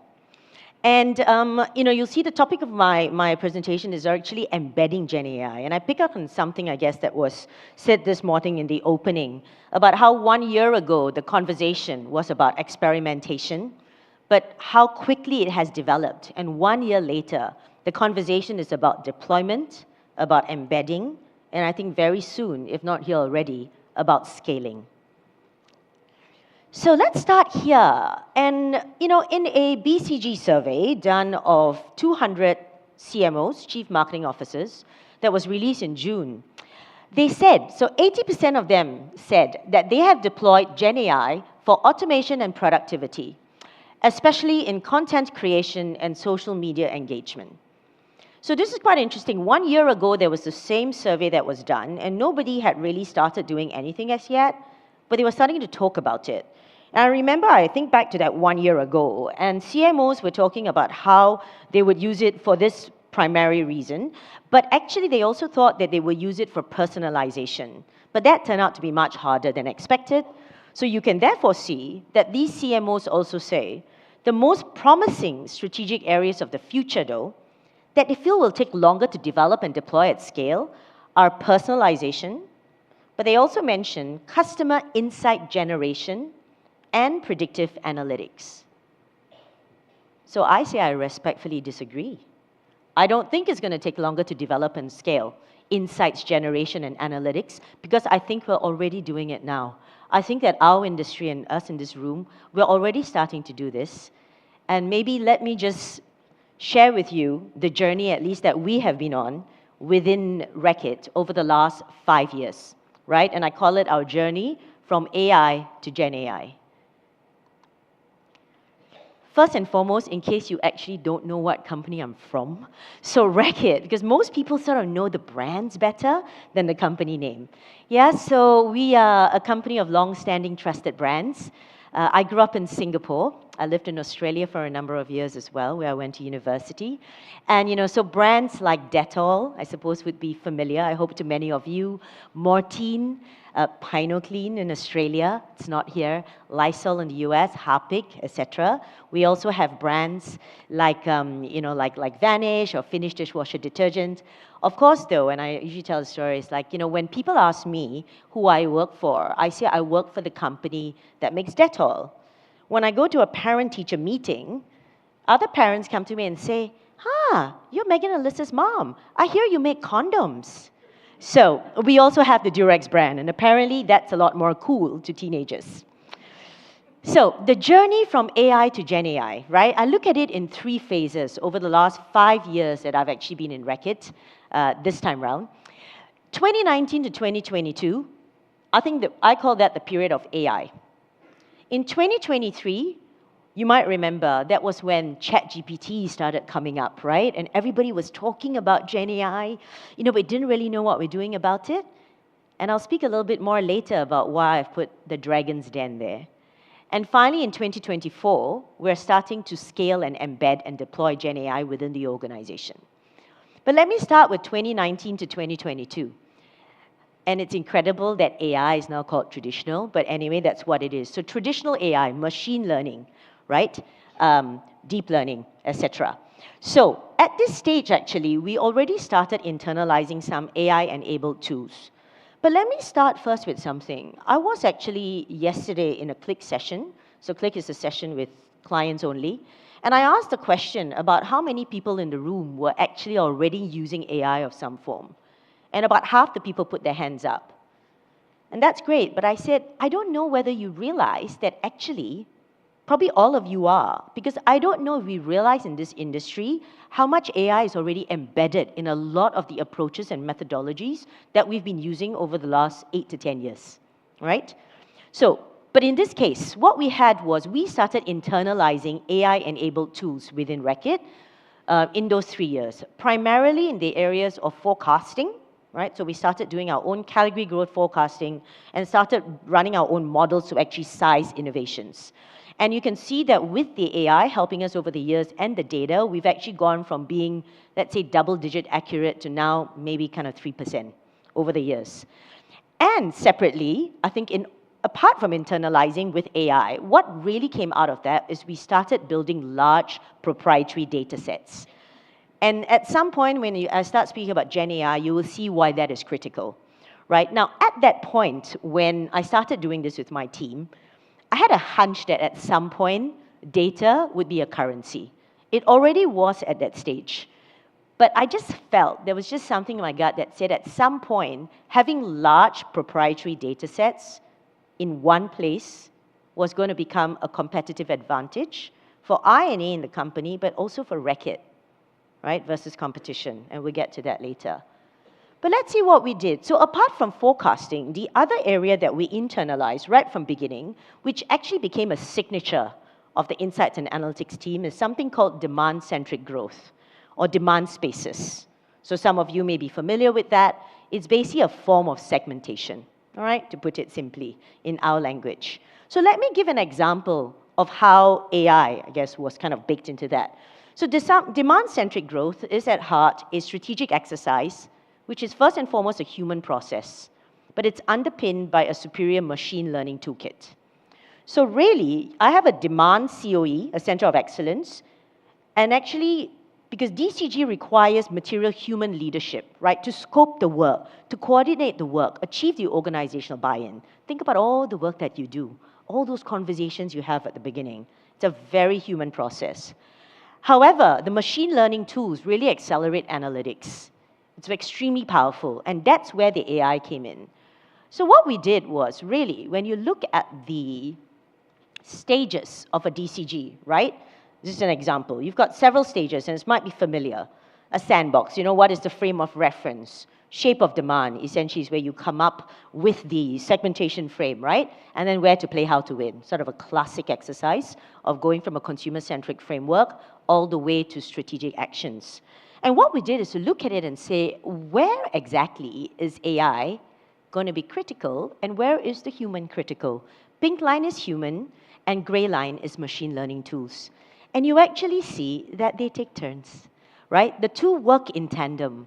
However, the human is so important at the beginning when you're having conversations with other people as well, like stakeholders, right? Looking at existing consumer insights and also looking at, exactly what, I guess, how we're actually going to embed it in the organization. But it's the middle part, the bit where we've run the survey, we've got the data, and we're running our own demand trees, where actually there are 8 machine learning algorithms that play there.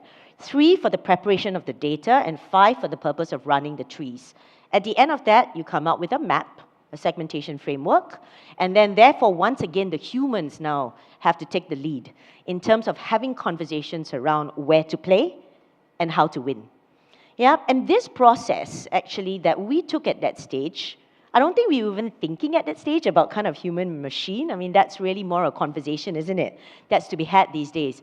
Is the approach now that we've taken towards everything, looking at everything end to end from a process and saying which areas should actually a machine help us more and enable us, and in which cases does actually the human need to take the lead? Okay, so this is just one example, and we were building this since, as I said, 2019, 2020, and really, since then, a couple of learnings, I guess, from the early years, and the learnings are important because, I see things as building blocks, and it's really then helped us as we've gone into GenAI. Number one learning is the importance of the human in the loop, right? So you hear that phrase a lot when you speak about AI, the human in the loop. And what we did was identify which activities should be human-led, AI-assisted, and which activities should actually be AI-led and human-taught, which means we develop the models and train the models. Yep. So that was always important, and that is actually a learning we've taken till today, as I said, in terms of looking at the entire workflow.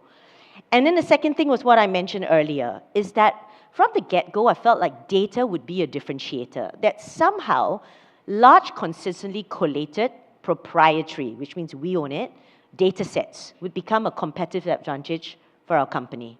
And you see that come through a little bit later. So that took 3 years. Yeah, it took me 3 minutes to discuss it, but it took 3 years, and we built it through consistent building blocks. So for example, DCG, or demand-centric growth I just mentioned, it is now across 13 categories, 17 markets. We have in excess of 500 million consumer data points, right? All in one consistent way, in one place, with a very agile data collection method as well, which means we can pulse, we can go in and out as we wish to collect more. So that was the first 3 years. Then came GenAI, ChatGPT. I think for me it was December 2022, over a Christmas dinner with my young cousin who worked in tech, who introduced all of us to it. And I came back from Christmas in January, and it was a conversation everywhere, right, within the organization as well. But you might remember, think back, it's incredible, it's really only 18 months ago, isn't it? And we went from something that everybody was curious about, having conversations about, to today, right? But let's take us back. Let me take you back 18 months at least. So at that stage, we're like, okay, I'm having a conversation with my leadership team. Like, what are we going to do about this? So we like to lean in and lead, yeah? And not kind of be lagging. And said, what are we going to do? And how are we going to take the leap forward? So we said, we know we want to do something. We don't want to lead, but we have absolutely no clue what we should do. So we said, and none of that, that's first thing. Second thing is, how are we going to bring along the entire INA group with us, right? We are a team of about 150 people, of which most of the people are also embedded in markets. How do we bring everybody along on this journey? Because I wanted my team to embrace this, to be brave and excited about it, right? To lead from the front as well, not to fear something that was unknown. So therefore, my leadership team and I, we came up with this idea of a Dragon's Den. So for those of you who are not familiar with this idea, a Dragon's Den is like a reality TV show. It's like Shark Tank, okay? It's like startups go and they pitch the dragons, who are like investors, who then give them money if they like their idea, okay? So that's what it is. And so we decided, we were having a global INA meeting anyway of our top 50 leaders around the world. Why don't we do a Dragon's Den, and why don't we do this together? Since as leaders, we have no clue anyway, so let's actually crowdsource, right? And it was very interesting. So we brought in 6 partners. We decided to invite 6 of them in. We invited 3 of our existing partners, so our big partners, and 3 unknown startups we had never heard of before in our lives, yeah? But who seemed at an interesting proposition. We were also intentional in terms of the way that we picked them. So you remember I said we look at workflows, and we usually say this is where we have solutions, this is where we think we could use some solutions, so then we kind of zoomed in on that, and that's how we picked the partners and suppliers, right? And we brought them in for this Dragon's Den, where we put the 50 people into teams. I think it was quite fun. I know one of my team who was actually there is in this room today. And we had a bit of fun with that. We all went on the journey together. The companies had to pitch them, and then they pitched the dragons, who were my leadership team and I, and we had money to give out for these pilots that people could go and run. Yeah, but what was an interest, I'll share with you an insight from this as well, was when we were first choosing these partners, and I let my team decide. When they first came up and they said they were going to also ask we started with our existing suppliers as well. These are like the big ones, okay? And we were going, because in the spirit of partnership, and we do have a very strong partnership, I felt they should be involved. And then along the way, I was like, why are we inviting them? Like, all the startups had such interesting ideas, like all these big agencies. It was like 1 degree of separation. It wasn't game-changing. Maybe we should just have the startups there. And then we said, no, we're not going to do that, because it's always good to have a balance. And once again, as I said, in the spirit of partnership and collaboration, they should always be there. So we said, fine, we're going to have 6 of them. But let me share with you what the learnings were, right? We actually embarked on about 6 or 7 pilots with these 6. Not all of them were chosen, all right? But the ones that my team pitched to the dragons and won, we embarked on this journey. And what did we learn? Slight eye chart, but let me just explain.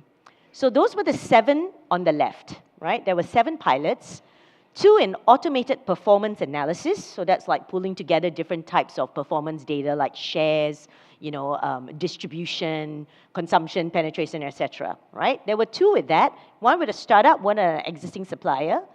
1 on insights mining. 1 with a core research with an AI moderator. 1 real-time pack analysis, AI comms testing, and AI concept optimization.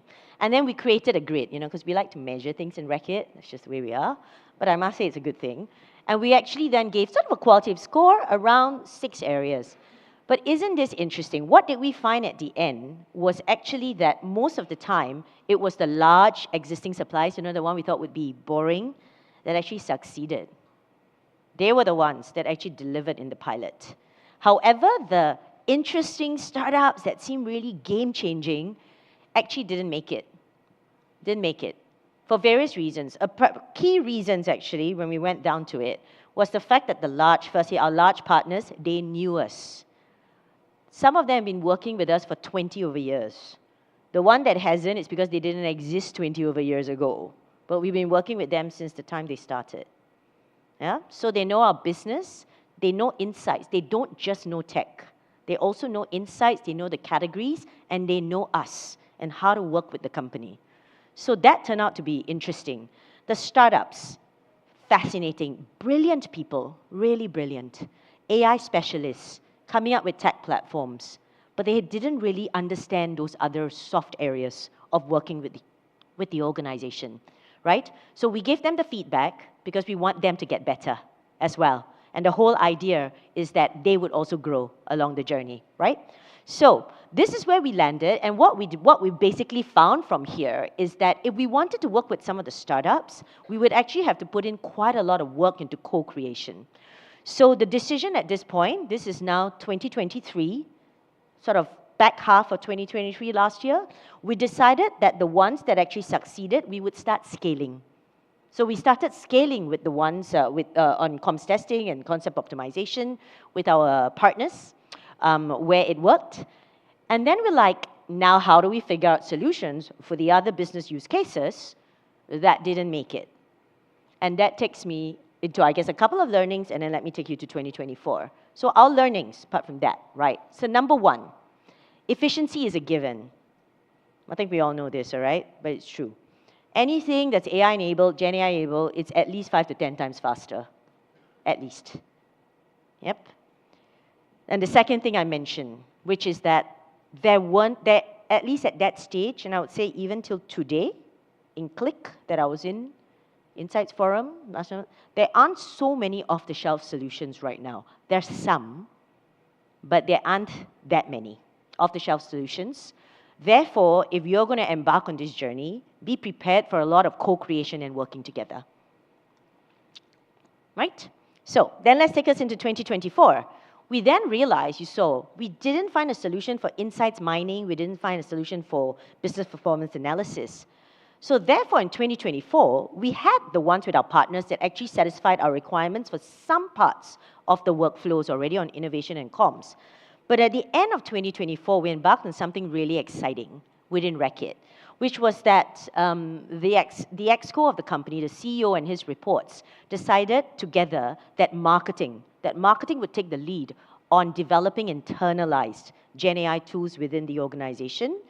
And then, and actually INA, so myself, would lead one of the work streams on insights generation and innovation. And what our pilot showed, we put a press release out on this, so you can see it as well if you want, in June. But essentially what the pilots illustrated, firstly, is that GenAI could bring both efficiency and effectiveness. Now this is important because you might see that everybody's talking about efficiency, but I feel really strongly about this.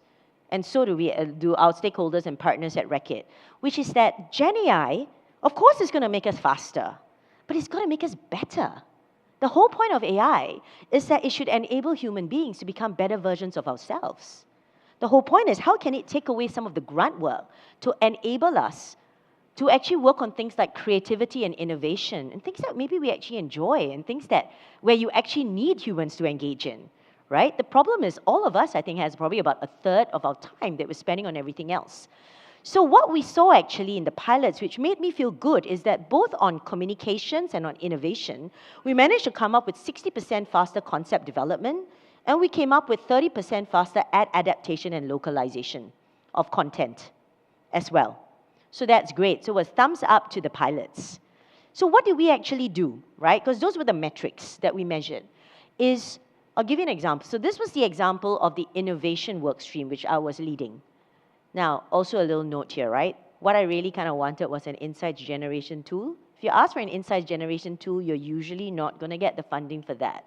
But when you actually go for a business use case, which is on innovation that generates hundreds of millions for the company, you get it.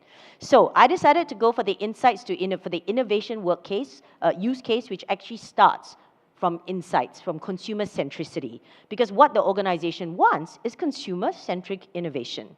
So we looked at the insights to innovation process. This is just the upstream, decided to go for the upstream part of it, and looked at each of the steps and say, where can AI enable us? What can it bring? Where can it bring a competitive advantage?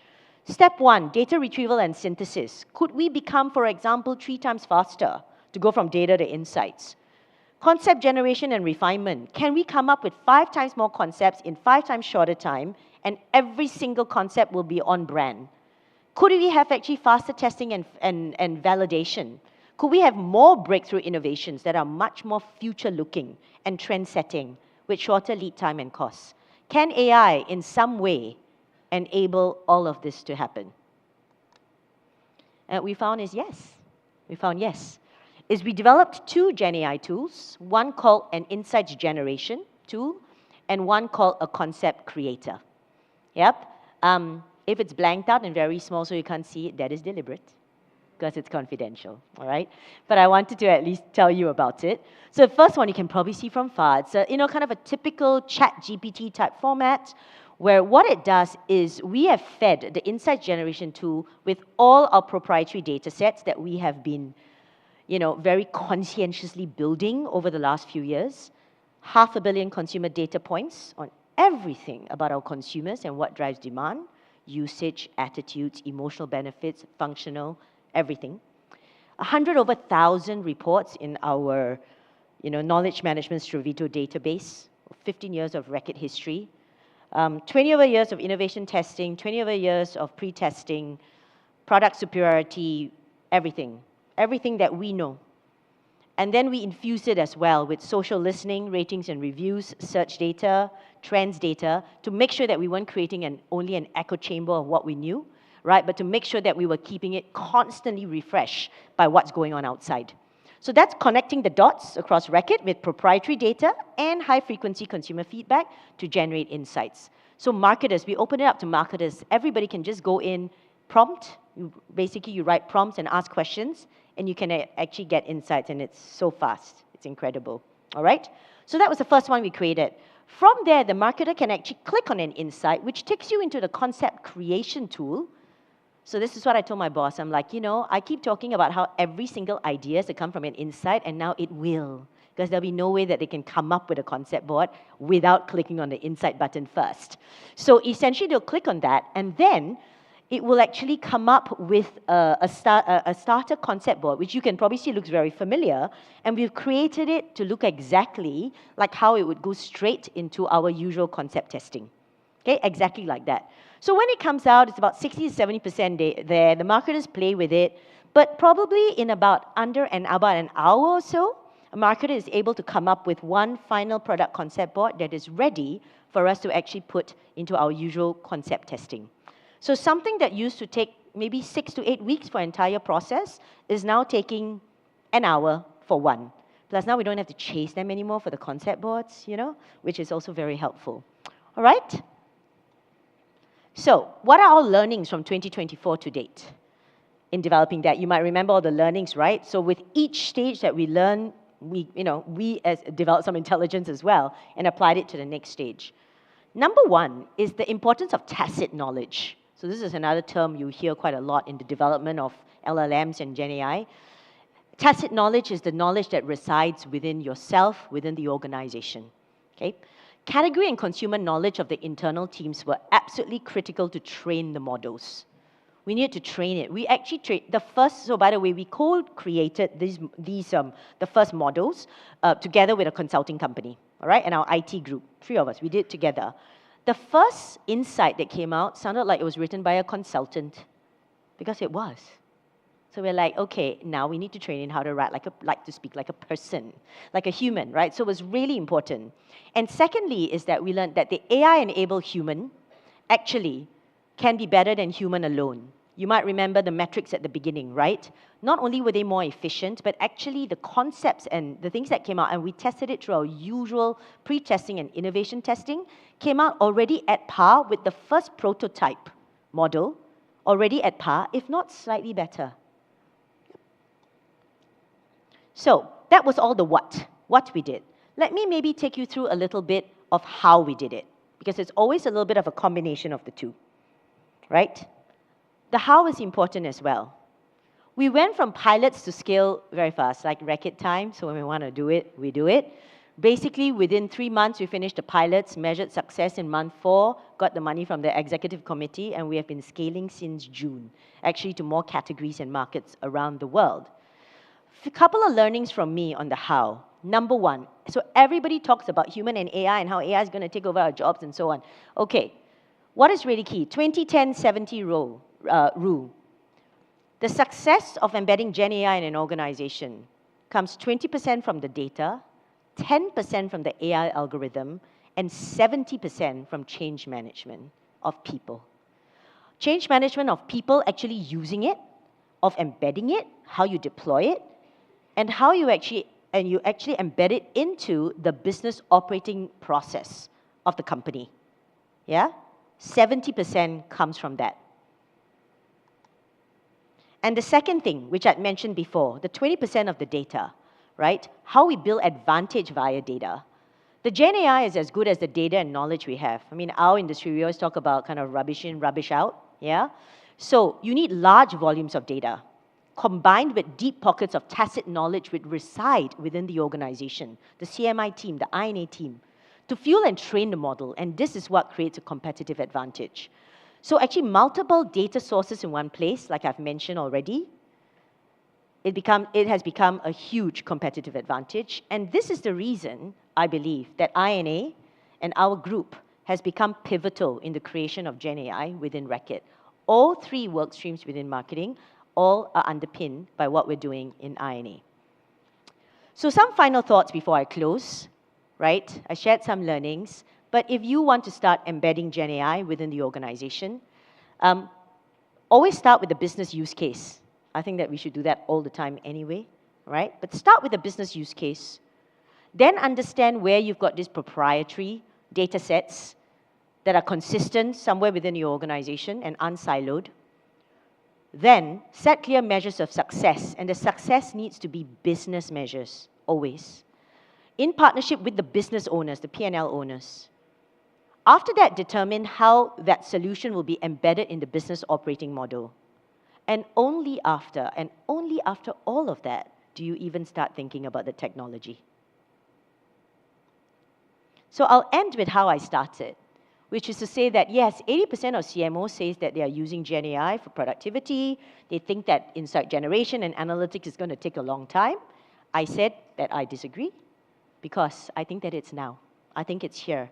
And I think that every single one of us in this room has a duty, right, to actually do this. So it's an open invitation to everybody that we as an industry should lead the charge on how GenAI disrupts marketing.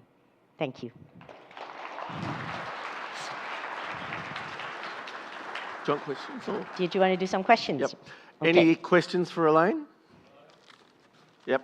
Ashok. I see some old friends in the room.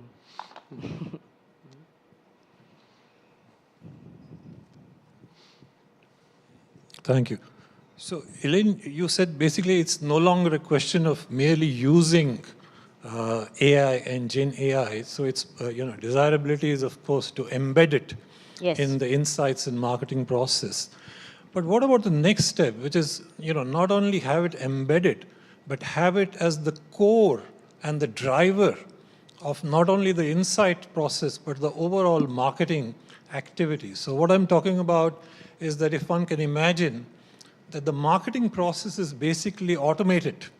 So where it starts with, essentially AI and generative AI keeping a hand on the consumer pulse, from which insights are emerging on a continuous and a regular basis, and from which yourself also illustrated concepts are being developed, and to go further, where those concepts are being converted into communications and the ads are being served to the consumers. And basically the whole process becomes like, almost like an assembly line operation, whereas the marketing team, unfortunately a much smaller marketing team, is basically observing and monitoring this process and seeing where the fine-tuning and where the further development is required. So do you think, are we very far from this scenario, or do you think it's something which is possible in the near future, and you feel that basically marketing companies should actually invest and prepare themselves for this future? Yeah, so thank you for the question. So the answer is absolutely yes. I think the point is how far away is it? So it's definitely the ambition. And I think there are a number of organizations that seem to be a little bit further along. I would say just from the clients I've been speaking with, it feels like some of the CPG companies, maybe because we're brand builders and marketing, seem to be leading a little bit on this, right? But I think the point is where you start. So you're right, the end vision is, and we've been looking at that in Reckitt, is we've been looking at the entire marketing process and all workflows, right, across innovation, communications, business planning, strategic growth, etc. And as I said, you then chunk it up and you say, but then it's where do you start? The problem with a lot of transformation is that if you just focus on the ambition, it looks so hefty that you never start. And this is another one of my kind of favorite sayings, which I think I started in Berlin in Congress, is I always talk about eating the elephant in chunks, right? When it's so big, you don't even know where to get started. So what we did was we worked, as you said, we worked it out, but we decided to start with where we felt as Reckitt, we already have a competitive advantage. And you're right, we took the lens of marketing to start off with. Yeah, so not insights, marketing, communications, media, planning, and innovation. Those were the 3 use cases that we started with. Then we plot out the workflow and where it should be, and then we chose these ones to start with. But to your point, to give you an example, like on innovation, we decided to start with the upstream part, but now, of course, we're starting to look at working with R&D around how that kind of all works, right? With communications, we decided to start the other way around. We started downstream with adaptation and localization of copy. But why? It's because the whole area of creative, I guess, origination, apart from the fact it requires, we believe, still a lot of human effort, but what about responsible AI? How about the fact of, like actors and appropriation and voices? There's so much more there, and we decided, no, it's not ready, we don't want to wander there. So yes, so to your point, yes. Now, how far are we? I think every company is in a different part of the journey. My advice is always to just get started, like with anything, right, rather than waiting.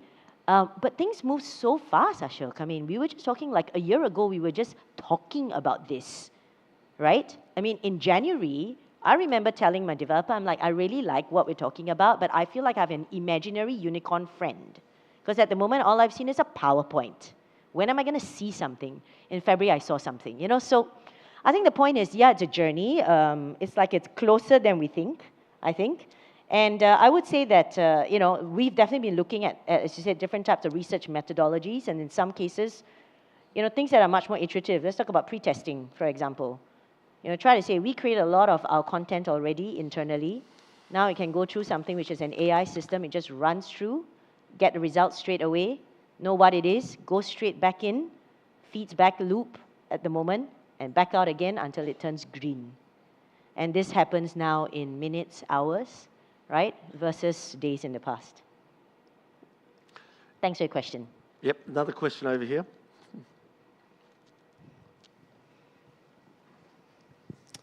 Thanks, Elaine. This is Chris from the Philippines. You emphasized very clearly the need for business use cases.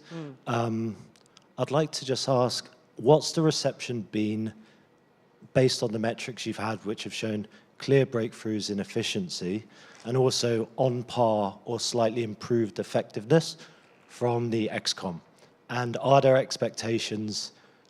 Are they continually raising the bar in terms of what they expect you to perform and deliver next year, year after, and so on? Yeah, it's a good point. So I like to manage them rather than have them tell me what it should be, first and foremost, yeah, to try to manage that narrative. But I would say that they were very strong in pushing for effectiveness, which I really liked. Actually, that brought me some joy, to be honest. Because you imagine that a lot of them would be like efficiency, like how can you do this faster? How can we save money? And maybe it's because quite a number of the XCOM are actually marketers. Yep. So they said, we want the whole point is, Elaine, we want our innovation to be more future thinking. Like, how can the AI help to detect trends that the human eye, like we cannot see ourselves? Can it find something, right? So I think that's part of it. There is definitely something around managing the expectations. So you can see with the pilots, we said we definitely want to get to more effective. So AI-enabled human must be more effective, come up with better ideas than human alone. But for the pilot, management of expectations, like if they can be at par already, think about it at the first go, at par, but 60% more efficient, that's already a win. That's already a win. And then as we are going along now, you know, we start actually, I would say we try to raise the bar ourselves. So that's another thing. Try to raise the bar before somebody else does it for you, but don't tell them you're working on it. Yeah? So that when they raise it, you're ready as well. Is actually we've started learning a lot from people using the AI because we see how they're using it. And what we've learned, interestingly, is that it's all, we want to make sure we empower human beings. So it's a lot about enabling them and giving it to them. And we believe in the creativity of human in the loop. We have noticed, though, sometimes, with all positive intentions, what the human is doing sometimes makes it better, but sometimes makes it worse. It's not deliberate. I don't think you set out to make a concept worse, right? But sometimes you do unintentionally. So therefore, we're like, okay, this is interesting. How can we maybe train the model to help almost some of the human biases? By the way, people talk about how AI is biased. Let me just tell you, you can actually train the AIs to become unbiased, but it's very hard to program human beings, right? In that sense, when it's unconscious. So in some areas where we felt that there was more likelihood, like now the human might actually be unintentionally biased, we've actually made it tighter. But in some cases where we see that actually the human creativity is unleashing something special to create more degrees of freedom. Yep. So I think the point is, yeah, the metrics will be there. So far, I think because it's so new. The other thing is because we are leading, this is an advantage. When you lead, you don't have people kind of constantly coming and giving you new metrics, you know what I mean? So when you're reactive, that's what happens. But when you're leading from the front, then apart from the fact that you also establish yourself as an expert, then there's less likelihood of that happening. Great. Join me in thanking Elaine for a wonderful presentation. Thanks for having me. And thanks for coming all that way. Okay, just a few little housekeeping issues. First of all, please don't forget to post about this on hashtag Esomar APAC24. Secondly, 9 a.m. tomorrow, we kick off again in here. So take that into mind in your planning for this evening. Speaking to the converted. And now the most important announcement. Networking drinks start at 7:30 at the High Tide Bar, which is a 5 to 10 minute walk from here. If you put it into your Google Maps, it'll pop up.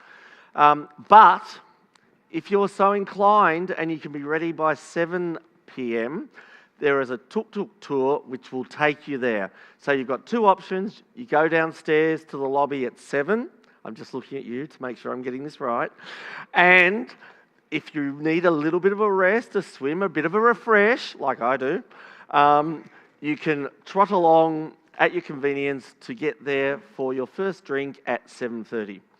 I'd like to thank all the speakers. It's been a wonderful day. Thank you to the Esomar team. And we'll see you tomorrow or tonight. Thanks.